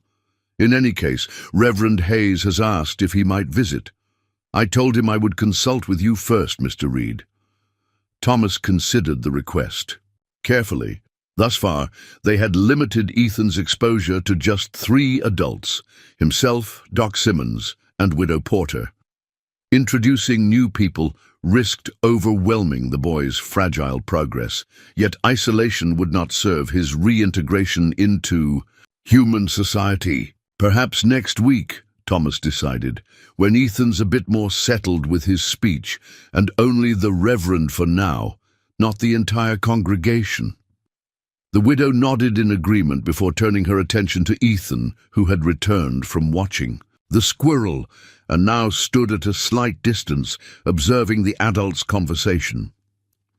"Good morning, Ethan," she greeted him, using the name naturally as if she'd always called him that. "I've bought something special today." From her satchel, she produced a slate and chalk. "This is for writing. Would you like to learn?" Ethan approached with interest, examining the items as Widow Porter demonstrated how to hold the chalk and make marks on the slate. His first attempts were clumsy, his fine motor control less developed than his gross movements. But he persisted, with remarkable determination. By midday, he had mastered drawing simple vertical and horizontal lines. Widow Porter guided his hand to form the letter E, explaining it was the first letter of his name. Ethan traced the shape repeatedly. His focus absolute. "Remarkable," Doc Simmons commented as they observed from a distance. "The human drive for communication remains intact despite years without language." As the lesson continued, dark clouds began gathering over the mountains, suggesting an approaching storm. Thunder rumbled in the distance, causing Ethan to look up sharply, his expression suddenly anxious. "Just thunder," Thomas reassured him. "Storm coming in." Ethan's anxiety didn't abate. If anything, it increased as the thunder grew louder and more frequent. His hand trembled, making the chalk scrape erratically across the slate. When a particularly loud thunderclap sounded directly overhead, he dropped the slate entirely and darted to Thomas's side, pressing against the hunter's leg like a frightened animal. "He's terrified," Widow Porter observed with concern. "Many children fear storms, but this seems extreme." Thomas placed a steadying hand on Ethan's shoulder. "Maybe we should continue inside," he suggested, gesturing toward the cabin as rain began to fall in heavy drops. They hurried inside just as the downpour intensified. Ethan paced the small cabin anxiously, flinching at each thunderclap. His behavior had regressed noticeably, more animal than human in his movement and distress. "Ethan," Thomas called softly, trying to break through the boy's fear. "You're safe here." The child either didn't hear or couldn't process the reassurance. His agitation increased as lightning flashed, illuminating the cabin interior with stark, white light. When thunder crashed immediately after, Ethan dropped to the floor and crawled beneath Thomas's bed, curling into a tight ball with his hands over his ears. "This isn't just fear of the storm," Doc Simmons observed. "It's triggering something specific." Thomas knelt beside the bed, peering at the trembling child underneath. "Ethan," he called gently. "What is it? What are you remembering?" For a moment, there was no response beyond continued trembling. Then, with obvious effort, Ethan forced out a single word. "Bang! Bang!" Thomas repeated, confused. "The thunder sounds like banging?" Ethan shook his head violently, frustration evident in his expression. He made a motion with his hand, extending his index finger and jerking his hand upward repeatedly. Understanding dawned in Widow Porter's eyes. "He's mimicking firing a gun," she said quietly. "The thunder reminds him of gunshots." The implication was immediate and sobering. If Ethan had indeed survived a wagon train massacre, he had likely witnessed his family's murder by gunfire. The thunder wasn't merely frightening, it was recreating the sound of the most traumatic event of his life. Thomas sat on the floor beside the bed, making no attempt to force Ethan out. "The wagon train," he said softly. "You remember what happened. The bad men with guns." Ethan's eyes, visible in the shadows beneath the bed, filled with tears. He nodded once, a jerky movement that conveyed both confirmation and renewed grief. "Your mama told you to hide," Thomas continued, piecing together what likely occurred based on the territorial report and Ethan's reactions. "You played dead while the bad men hurt everyone." Another nod, accompanied by a whimper that was heartbreakingly human. "And afterward, the wolves found you. They didn't hurt you, they took you with them." Ethan's breathing had begun to slow, his focus on Thomas's gentle narration seemingly helping him separate past from present. He emerged slightly from beneath the bed, no longer in a tight ball, but still seeking the security of the sheltered space. "You were so brave," Thomas told him, his voice thick with emotion. "So brave to survive that. And the wolves were good to you, weren't they? They became your new family when you lost your first one." At the mention of the wolves, Ethan's expression shifted from fear to something more complex, a mixture of longing and gratitude that suggested his feelings for his wolf family ran deep. "Wolf," he said suddenly, the word clear despite his limited speech. "Mother wolf." The adults exchanged glances, recognizing the significance of this linguistic breakthrough. In his distress, Ethan had accessed language more fluently than before. "She took care of you," Thomas acknowledged. "Like your human mother would have wanted." Ethan nodded, then made a pained sound. "Dead," he managed, the word barely intelligible but its meaning unmistakable. "Mother wolf dead." The story emerged in fragments as the storm continued outside, not in fluent narrative but in single words, gestures and expressions that the adults pieced together with gentle questions. "The mother wolf killed defending the pack against a mountain lion. The other wolves dispersed afterward. Ethan left alone until Thomas found him. By the time the storm passed and sunlight broke through the clouds, Ethan had revealed more of his history than in all the previous days combined. The traumatic trigger of the thunder had paradoxically opened a channel to his memories and language that might otherwise have remained blocked for much longer. "You've had enough for today," Thomas told him as the boy's eyelids began to droop, exhausted following his emotional breakthrough. "Rest now." Ethan didn't argue, curling onto his pallet near the fireplace and falling almost immediately into sleep, emotionally spent from the memories he had confronted. Once certain the boy was sleeping soundly, the adults stepped outside to discuss what they had learned. "The territorial report matches his account," Doc Simmons noted. "A wagon train ambushed in the high passes. No reported survivors because the search party arrived weeks later after Ethan had been taken by the wolves." "Those poor people, widow," Porter murmured, dabbing at her eyes with a handkerchief. "And that poor child, witnessing such horror at such a tender age." "The miracle isn't just that he survived physically," Thomas observed, watching the cabin where Ethan slept. "It's that something of his humanity survived as well. He could have lost himself completely in the wilderness, become truly feral. Instead, he preserved some core of the human child he had been." "The question now," Doc Simmons said pragmatically, "is what happens next. He's making remarkable progress, but his needs are complex. He requires specialized education, consistent support, resources beyond what our small settlement can easily provide." "Are you suggesting sending him away?" Thomas asked sharply, the idea clearly distressing him. The doctor raised his hands in a placating gesture. "I'm merely considering all options for his welfare.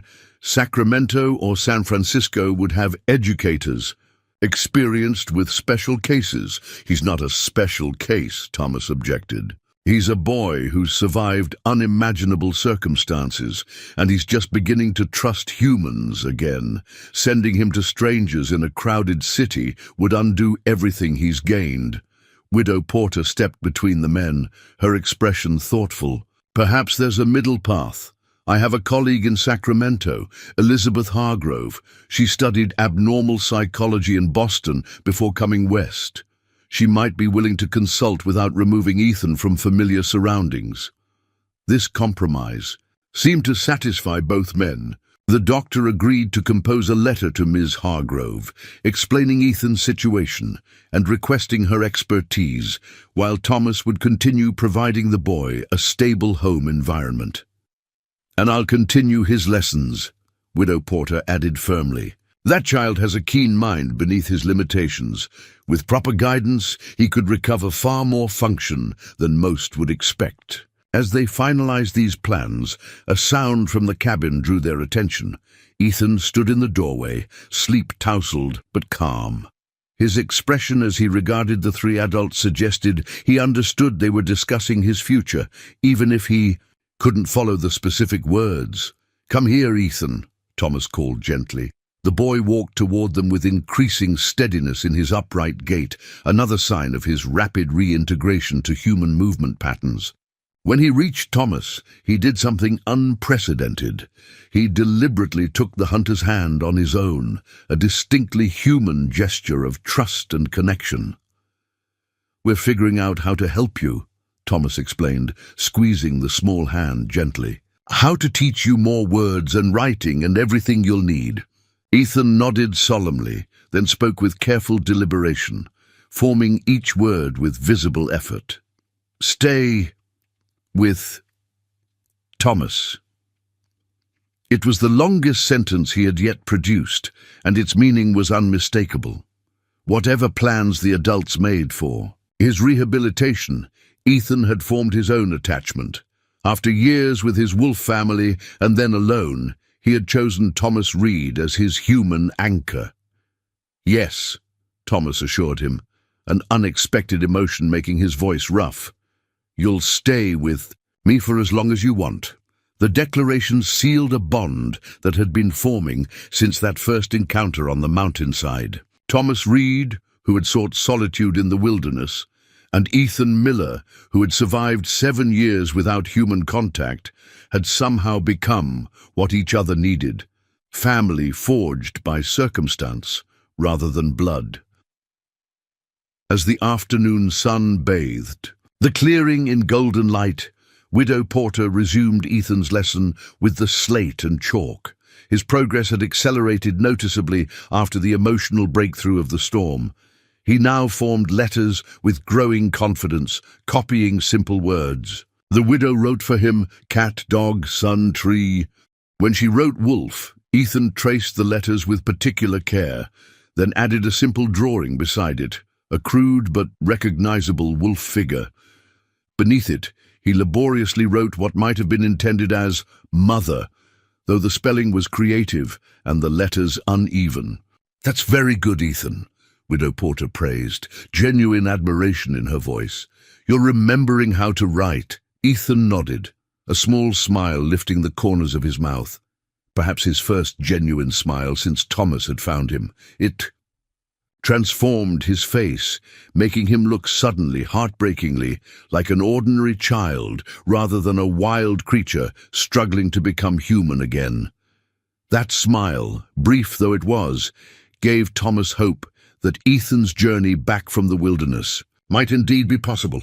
The boy had survived physical dangers that would have killed most adults. He had adapted to life among wolves, learning their ways and language.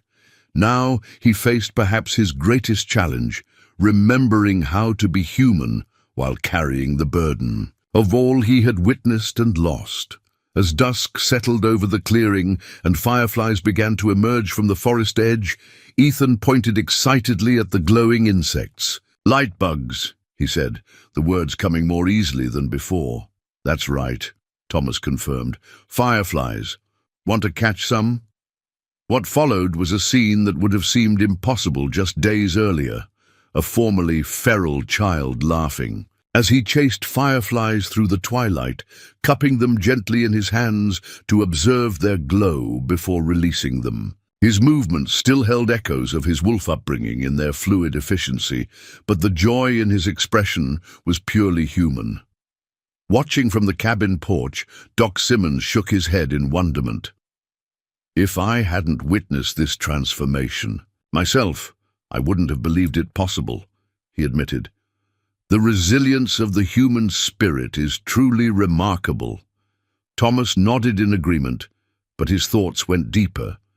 Ethan's survival wasn't just about resilience. It spoke to something fundamental about what made humans human, something that had survived in this child despite years without human language, customs, or community.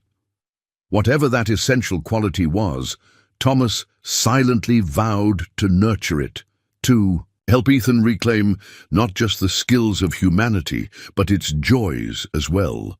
The boy had survived a journey between worlds that few could imagine. Now he deserved the chance to find his place in the human world on his own terms, carrying with him the strength and wisdom his extraordinary life had forged.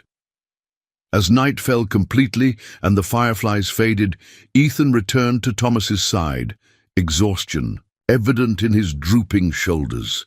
Without prompting, he reached for the hunter's hand again, leading him toward the cabin door with clear intent.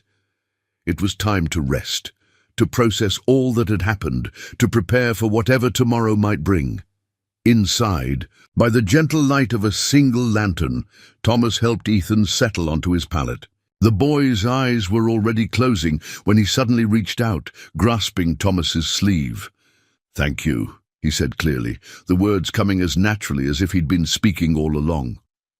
"For finding me." Thomas swallowed hard against unexpected emotion. "You're welcome, Ethan. Now get some sleep. We have a big day tomorrow." As the boy drifted into slumber, Thomas remained beside him, watching the peaceful rise and fall of his chest. Outside, an owl called into the darkness, its haunting cry a reminder of the wilderness from which Ethan had emerged. Somewhere in those mountains, the spirit of the mother wolf who had saved and raised a human child seemed to linger, a bridge between worlds that had made this miracle possible. Thomas silently thanked that unknown wolf, recognizing that his role in Ethan's life was a continuation of what she had begun, protecting a child who moved between worlds, helping him find his way home. The arrival of Elizabeth Hargrove from Sacramento 3 weeks later marked a new chapter in Ethan's journey. The specialist traveled for 5 days by stagecoach and horseback to reach Pine Ridge, her reputation for intellectual brilliance and unconventional methods preceding her. Unlike the prim and proper Widow Porter, Miss Hargrove was a woman of striking appearance and modern ideas. Her dark hair was cut shorter than was fashionable, her traveling clothes practical rather than decorative, and her direct gaze suggested a mind uncluttered by the social niceties that often hindered frontier interactions. Thomas had prepared Ethan for the visitor, explaining that Miss Hargrove had special knowledge that might help him regain more of his human abilities. The boy had nodded solemnly, then returned to the picture book he was studying, evidence of his growing comfort with quiet concentration, a marked change from his perpetual vigilance of earlier weeks.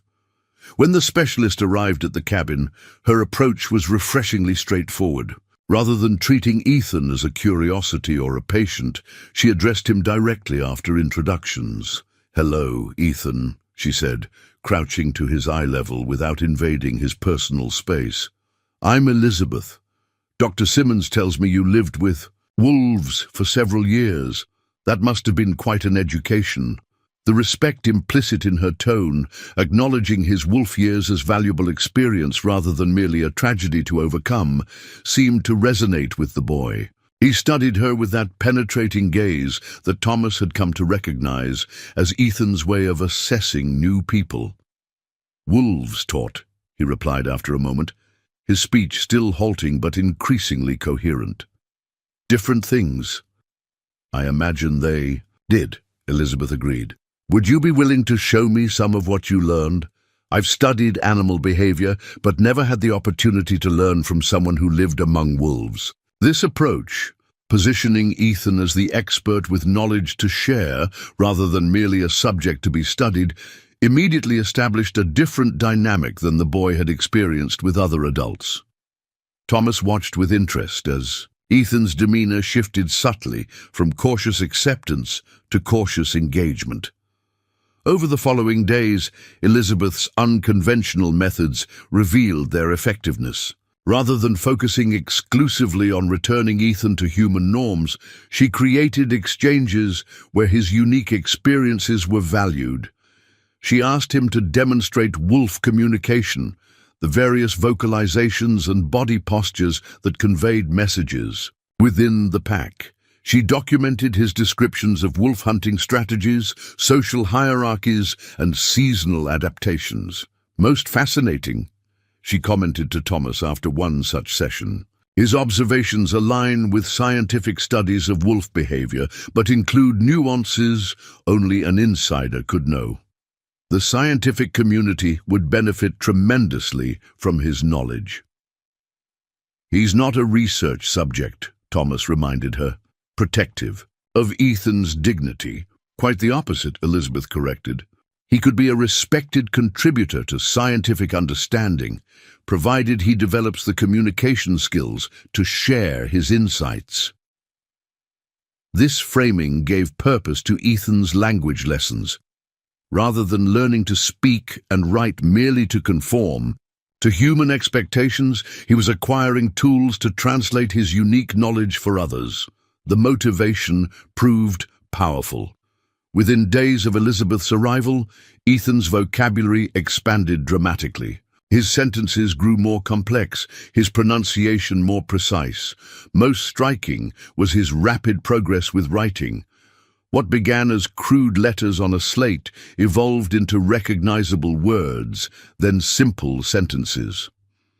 By the end of Elizabeth's second week at the cabin, Ethan was keeping a rudimentary journal where he recorded observations about wildlife around the cabin, comparing their behaviors to wolves he had known. "His cognitive abilities are extraordinary," Elizabeth told the small council that had formed around Ethan's care. Thomas, Doc Simmons, Widow Porter, and Sheriff Blackwood. "This isn't merely a recovery of the previous function. He's demonstrating intellectual growth beyond what would be expected for his age, even without his unusual history." "But his social development remains delayed," Widow Porter pointed out. He still struggles with basic conventions of human interaction, as do many children raised in conventional environments, Elizabeth countered, and many adults, for that matter. Social conventions are learned behaviors, not innate capabilities. Ethan is acquiring them at a remarkable pace, given his starting point. The most significant breakthrough came unexpectedly during Ethan's third week with Elizabeth. They had established a routine of morning lessons, followed by afternoon excursions into the forest surrounding Thomas's cabin. During these walks, Ethan would often demonstrate skills he had learned from the wolves: how to move silently through dense underbrush, how to track small game by scent, and how to identify which trees might harbor honeybee colonies. On this particular afternoon, they encountered fresh bear tracks crossing a stream. Ethan immediately crouched to examine them, his movements fluid, in a way that still sometimes startled Thomas, a reminder of the wolf child within the increasingly human boy. "Female," Ethan announced after studying the tracks. "With cubs." He pointed to smaller impressions partially overlapping the adult. "Prints, how recently did they pass?" Elizabeth asked, notebook in hand. Ethan considered, sniffing the air in a behavior that once seemed purely animal, but now represented a deliberate application of his specialized knowledge. "Before it rains," he decided. "Yesterday." Thomas nodded in agreement with this assessment, impressed, as always, by the boy's tracking abilities. Elizabeth made notes, asking follow-up questions about how Ethan had determined the bear's sex and the presence of cubs from the tracks alone. As they continued their walk, following the stream back toward the cabin, Ethan suddenly stopped. His posture changed instantly, weight centered, head slightly lowered, every muscle alert in a way Thomas recognized from their first encounters on the mountain. "What is it?" the hunter asked quietly, reaching for his rifle. Ethan didn't answer immediately, his attention fixed on a dense thicket ahead. When he finally spoke, his voice was barely audible. "Men. Hiding." Thomas tensed, scanning the area. Ethan had indicated. He saw nothing unusual, but he had learned to trust the boy's heightened senses. "How many?" he whispered. "3, Ethan replied with certainty. "Smell metal. Guns." Elizabeth had gone very still, her scientific curiosity replaced by appropriate caution. "Bandits," she mouthed silently to Thomas. The hunter gave a slight nod. The mountain passes occasionally attracted outlaws, evading authorities in more settled regions. Most avoided confrontation with locals, preferring to prey on traveling parties or isolated homesteads. But 3 armed men hiding near the trail suggested deliberate ambush rather than chance encounter. Thomas motioned for Ethan and Elizabeth to retreat quietly. They had taken only a few steps when a voice called from the thicket. "That's far enough, folks. Just stand easy, and nobody gets hurt." 3 men emerged from concealment, each holding a rifle trained on the small group. Their appearance confirmed Thomas's suspicions: trail-worn clothing, unshaven faces, the hard eyes of men accustomed to violence. The leader, a tall man with a scar bisecting his left eyebrow, gestured with his weapon. "Hand over any valuables, and we'll be on our way," he demanded. "Money, jewelry, that fine rifle you're carrying." Thomas calculated their options, finding none favorable. He might get off one shot before being gunned down, leaving Ethan and Elizabeth defenseless. Cooperation seemed the only reasonable choice. "We don't carry valuables on forest walks," he replied evenly, keeping his hands visible.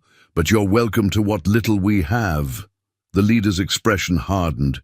"Don't play games, old man. The woman's wearing a gold necklace, and that's a quality weapon you're holding. Hand them over, nice and slow." Thomas began to comply, carefully lowering his rifle. Beside him, Ethan had gone completely still. Not with fear, the hunter realized, but with a predator's perfect stillness before action. Before Thomas could caution him against any rash movement, the boy let out a sound that froze everyone in place. It wasn't human, not a word or even a scream. It was a wolf's howl, pitched with such perfect mimicry that it seemed to emanate from a much larger creature. The sound echoed through the forest, bouncing off the surrounding hills in a way that made it impossible to pinpoint its source. The bandits exchanged nervous glances. "Shut that kid up," the leader ordered, gesturing threateningly with his rifle. Instead of stopping, Ethan modulated his howl, changing the pitch and pattern in what Thomas recognized as specific wolf communication. The boy was calling for help, using the language of his wolf family. "I said shut him up," the leader repeated, taking a menacing step forward.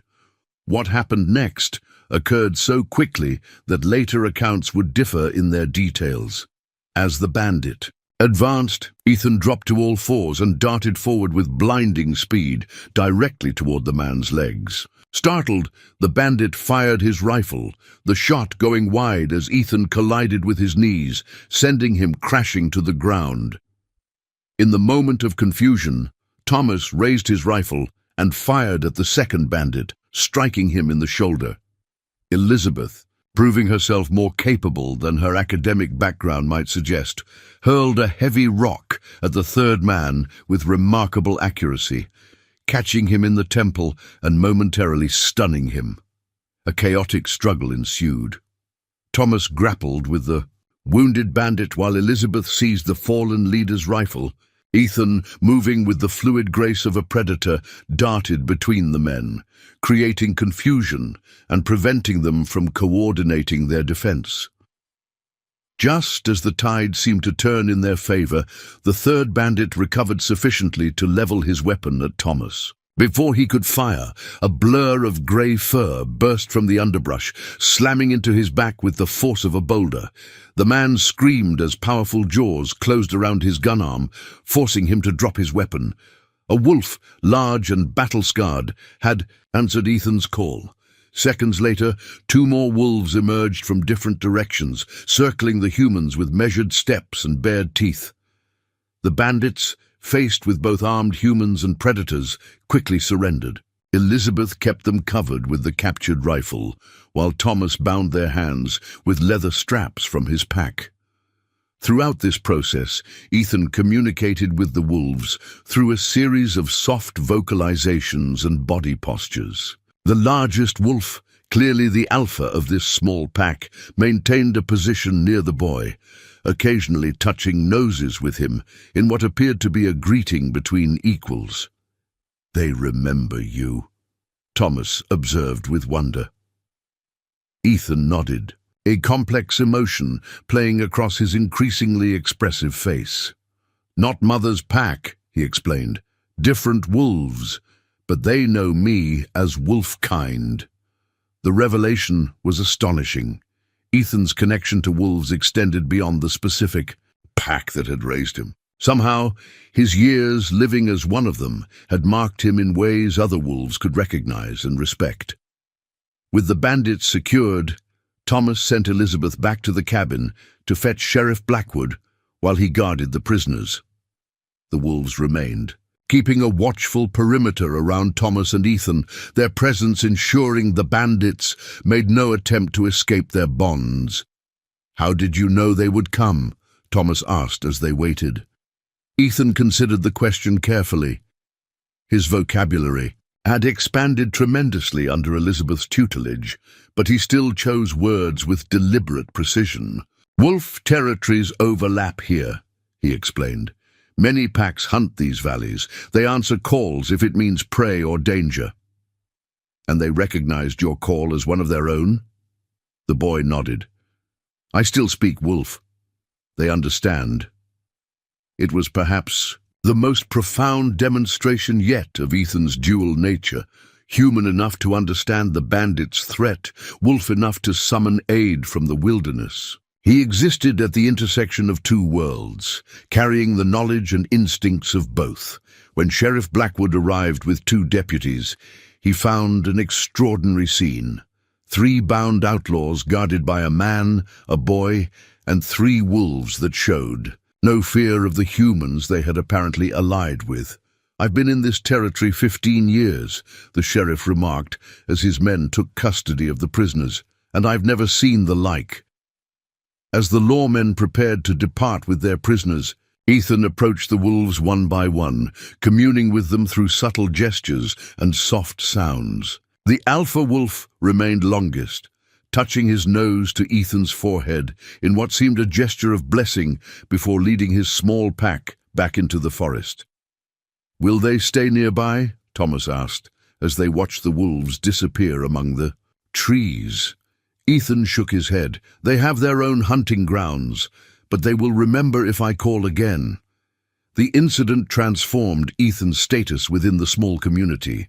Word spread quickly of how the wolf boy had summoned wild predators to defend against bandits. Some accounts grew exaggerated in the telling, but even the most basic facts were remarkable enough. A child once thought Feral had used his unique abilities to protect his human companions. More significantly, the experience seemed to accelerate Ethan's integration of his dual identity. Rather than abandoning his wolf-learned skills in favor of human conventions, he began deliberately combining them, creating a unique perspective that bridged natural and civilized worlds. Elizabeth documented this process with scientific precision, taking particular interest in how Ethan's sensory abilities, enhanced by his years in the wild, influenced his learning style. He struggled with abstract concepts when presented solely through words, but grasped them immediately when embodied in natural examples. Mathematical principles that confused him on a slate became clear when demonstrated through patterns in pine cones, or the symmetry of snowflakes. "He's developing a hybrid intelligence," Elizabeth explained to the council one evening. "Not half human and half wolf, but something entirely new, a synthesis that draws on the strengths of both experiences." The implications extended beyond Ethan's individual case. With Elizabeth's guidance, he began recording detailed observations of wolf behavior that challenged existing scientific understanding. His descriptions of complex pack communications, cooperative hunting strategies, and territorial negotiations revealed sophistication that most researchers had failed to recognize in their limited observations. "This boy could revolutionize our understanding of animal behavior," Elizabeth declared. "And not just regarding wolves. His perspective calls into question our entire framework for differentiating human and animal intelligence." Thomas listened to these academic discussions with mixed feelings. He valued the recognition of Ethan's unique gifts, but worried about the boy becoming defined by his unusual history. "He's still a child who deserves a childhood," he reminded the others, "not just a research subject or a curiosity." Elizabeth acknowledged this concern with unexpected warmth. "You're absolutely right, Mr. Reed. Scientific interest must never overshadow his welfare and development as an individual. That's why what you provide is so essential: a home, stability, unconditional acceptance." 6 months after Thomas had first discovered Ethan on the mountainside, the boy had progressed beyond anyone's expectations. He spoke in complete sentences, read simple books independently, and wrote daily in his journal. His social skills remained somewhat unconventional. He still occasionally dropped to all fours when excited or startled, and he preferred sleeping on the floor rather than a bed. But these behaviors were decreasing in frequency. More importantly, he had begun forming friendships with other children. Widow Porter had carefully introduced him to her students, beginning with individual interactions and gradually incorporating him into small group activities. Initial curiosity about the wolf boy gave way to genuine connection as the children discovered Ethan's extraordinary knowledge of the natural world. "He showed us how to find honey without getting stung," 8-year-old Samuel Jenkins reported excitedly to his parents. "And he can tell which bird is singing without even looking at it." These social successes represented perhaps the most meaningful aspect of Ethan's recovery. Beyond language acquisition or academic progress, his growing comfort with human relationships suggested healing from the profound loss that had driven him into the wilderness. Yet there remained a wildness in him, not as a deficit, but as a gift. On full moon nights, Thomas often found Ethan sitting outside the cabin, face tilted toward the sky, listening to distant wolf howls with an expression of peaceful recognition. In these moments, the hunter made no attempt to bring the boy inside or redirect his attention. Some connections transcended the boundaries between human and wild, and Ethan's bond with the wolves deserved respect. As autumn painted the forest in brilliant hues of red and gold, Elizabeth Hargrove prepared to return to Sacramento. Her 3-month stay had extended to 6, then 8, as Ethan's progress continually revealed new avenues for exploration. But professional obligations called her back to the city, where she hoped to secure funding for a more comprehensive study of children with unusual developmental histories. "I've arranged for regular correspondence," she told Thomas as they sat on the cabin porch, watching Ethan construct an elaborate lean-to based on both human logging techniques and wolf den building principles. "Widow Porter will continue his formal education, and I'll return next summer to assess his progress." "He'll miss you," Thomas observed. "You've given him words for things he already knew but couldn't express." Elizabeth smiled, her academic reserve softening. "He's given me far more, a new framework for understanding intelligence itself. But what you've given him, Mr. Reed, is most valuable of all, a place to belong again." The observation struck Thomas deeply. He had never intended to become a father figure, particularly not to a child with such extraordinary needs. Yet somewhere, between their first encounter on the mountain and now, Ethan had become the center of his previously solitary existence.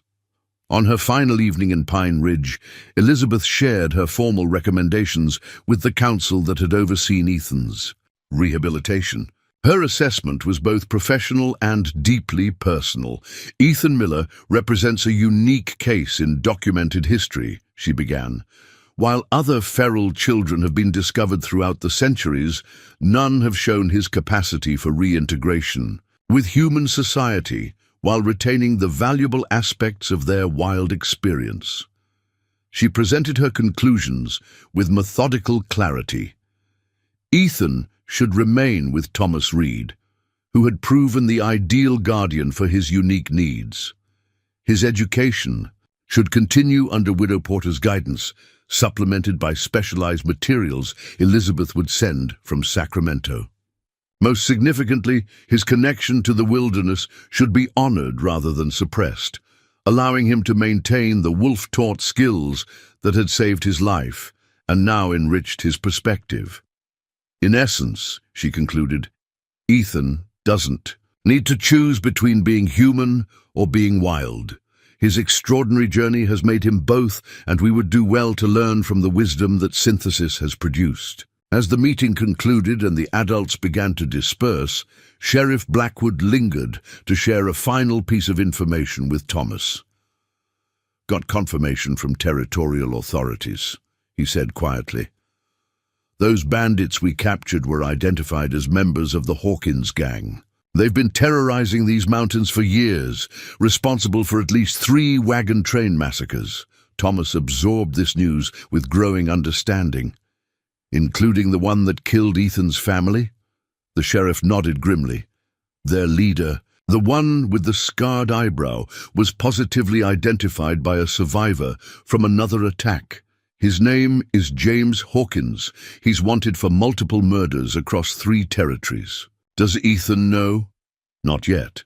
Thought you should be the one to decide when and how to tell him." Thomas thanked the sheriff for his discretion, his mind racing with implications. The men who had orphaned Ethan, who had sent him fleeing into the wilderness and his extraordinary life among wolves, had unwittingly encountered their victim years later. And through the very skills Ethan had gained from his wolf family, they had finally been brought to justice. It was a circle closed, though Thomas questioned whether this knowledge would bring Ethan peace or reopen wounds barely beginning to heal. For now, he decided to keep the information to himself, watching the boy who had traveled between worlds, human child, wolf survivor, and now something uniquely himself, as he mapped his own constellations in the darkening sky. Winter settled over the mountains, blanketing Thomas's cabin and the surrounding forest in pristine white. For Ethan, the season brought new challenges and discoveries as he experienced his first human winter after years of surviving the cold with his wolf family. Thomas taught him to maintain the cabin's warmth, to preserve food for leaner months, and to navigate snowdrifts on the snowshoes the hunter had crafted specially for him. The question of whether to tell Ethan about the bandits' connection to his family's massacre weighed heavily on Thomas's mind. After much contemplation, he sought counsel from Widow Porter, whose insight into children's emotional development had proven invaluable. "The truth often hurts less than uncertainty," she advised during one of her twice-weekly visits to continue Ethan's lessons. "He has fragments of memory about that day. Knowing those responsible have faced justice might help him make peace with it." Thomas nodded, accepting her wisdom. That evening, as they sat before the fireplace after dinner, he broached the subject. "Carefully, Ethan, remember the men we captured in the forest? Sheriff Blackwood has learned something about them that you should know." The boy looked up from the book he'd been reading, a volume on North American wildlife Elizabeth had sent from Sacramento. His gaze was steady, his expression open, but guarded. "They were part of a group called the Hawkins Gang," Thomas continued. "Gently, they've attacked many travelers in these mountains over the years. Sheriff Blackwood believes they were the same men who hurt your family on the wagon train." Ethan went very still, processing this information with the focused intensity that characterized his thinking. When he finally spoke, his voice was soft but clear.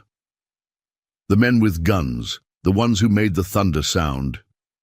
"Yes," Thomas confirmed. "The same ones.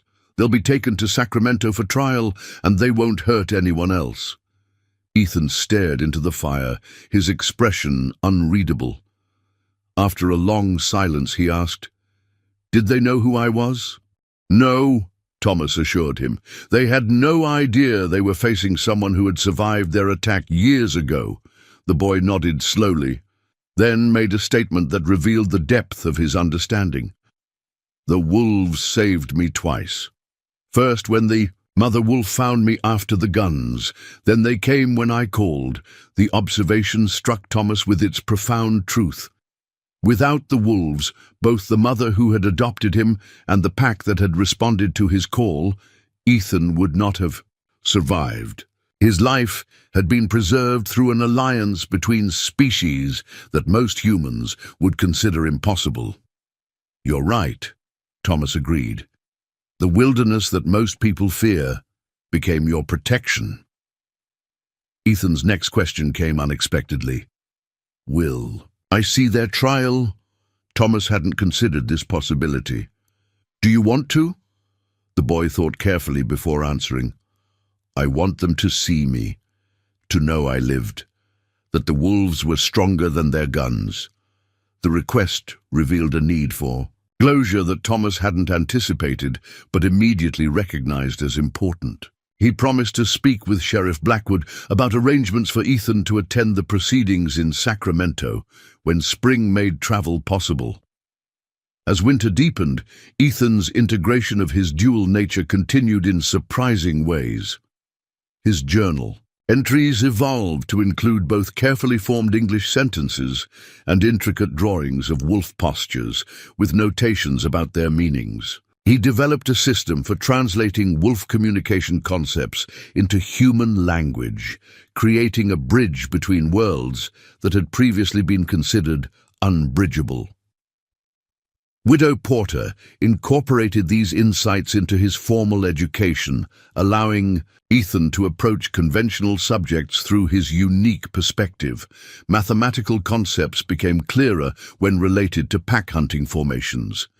History took on new meaning when considered through the lens of territorial behaviors and resource competition. Rather than forcing Ethan to abandon his wolf-learned frameworks, she helped him use them as foundations for building human knowledge.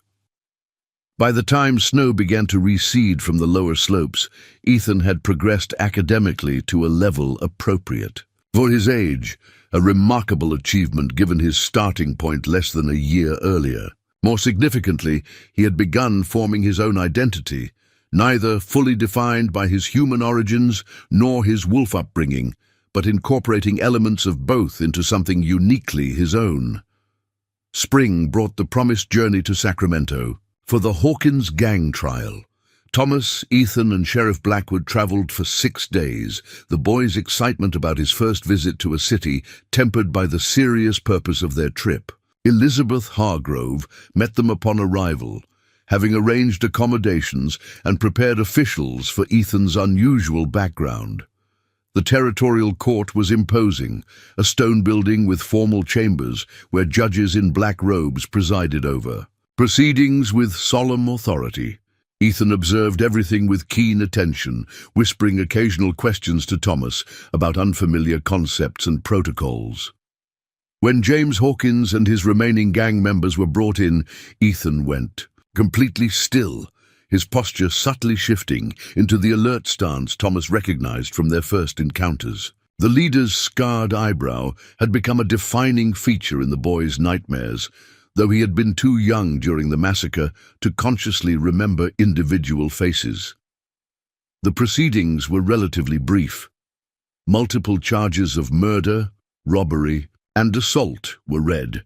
Evidence was presented, including testimony from other attack survivors. Throughout, Hawkins maintained a stony expression, showing neither remorse nor concern for his likely fate.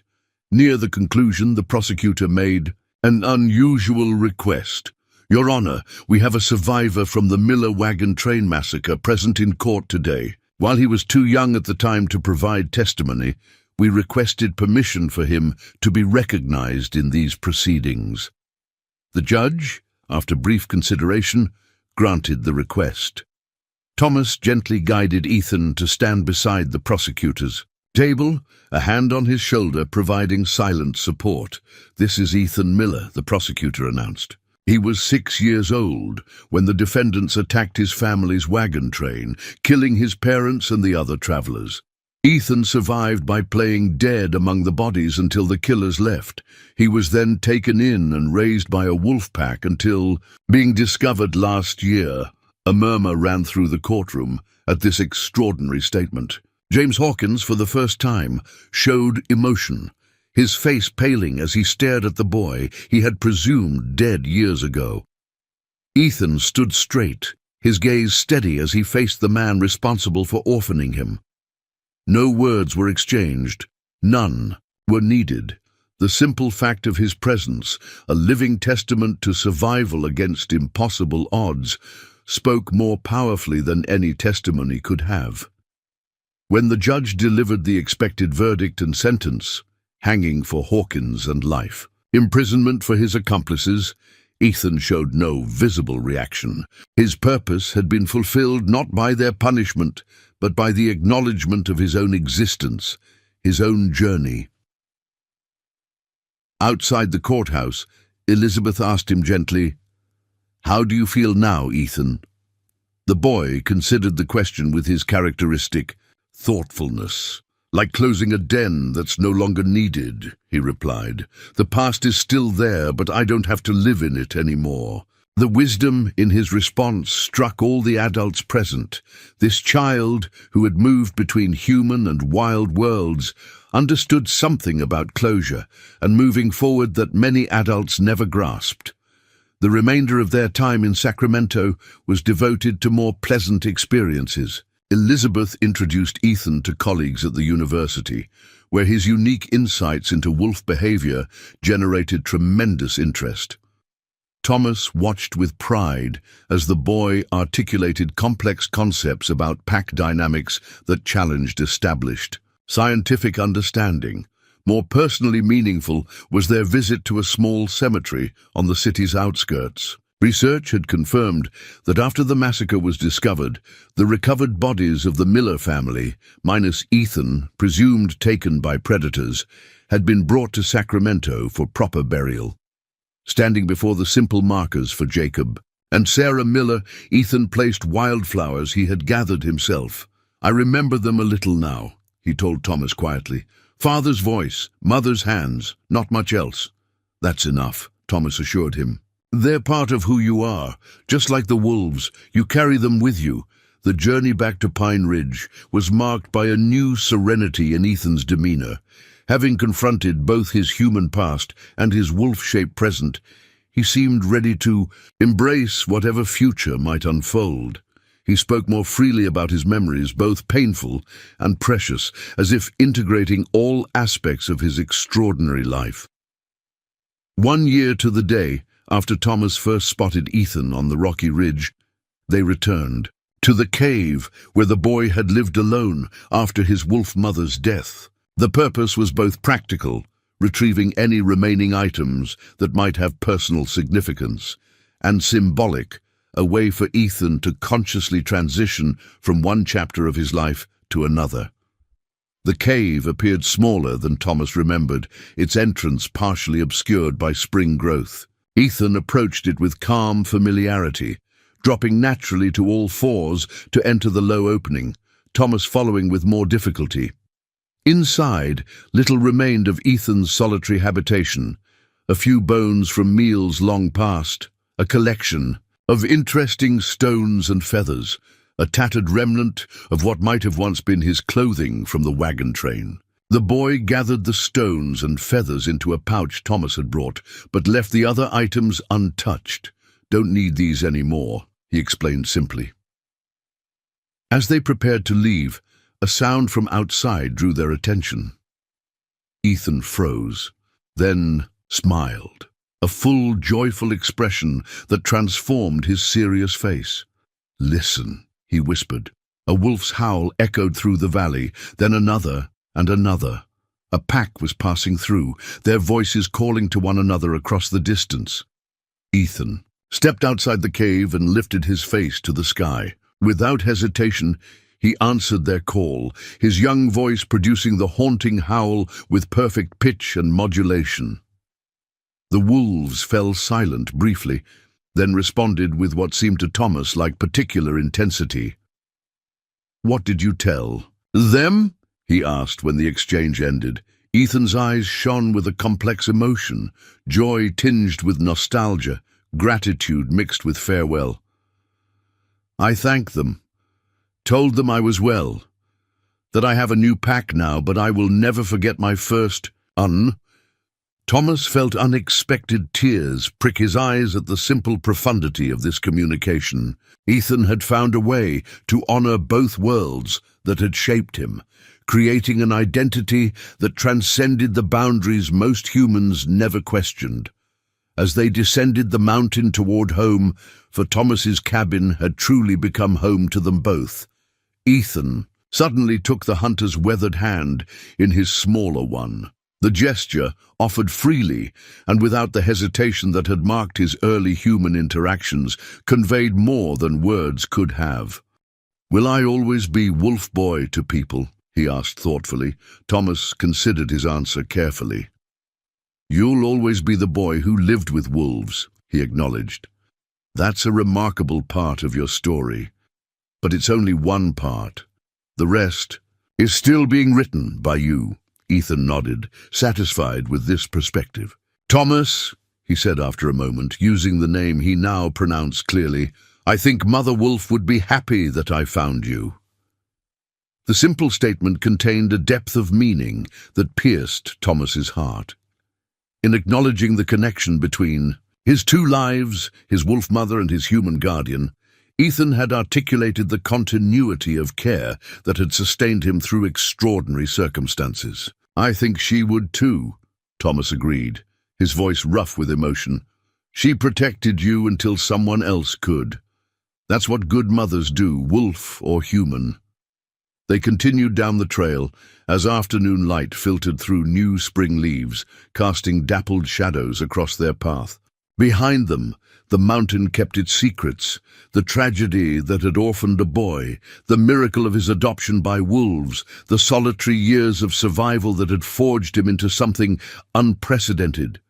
Ahead lay a future neither could have imagined. A year earlier, a life neither fully wild nor conventionally civilized, but deliberately crafted from the wisdom of both worlds. Ethan Miller, once lost between human and wolf existence, had found not just survival, but belonging, creating a bridge across a divide most never recognized existed.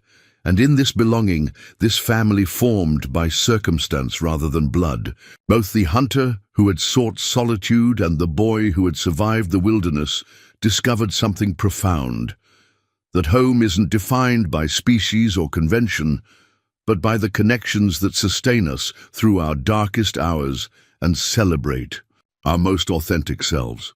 Up next, you've got two more standout stories right on your screen. If this one hits the mark, you won't want to pass these up. Just click and check them out. And don't forget to subscribe and turn on the notification bell so you don't miss any upload from us.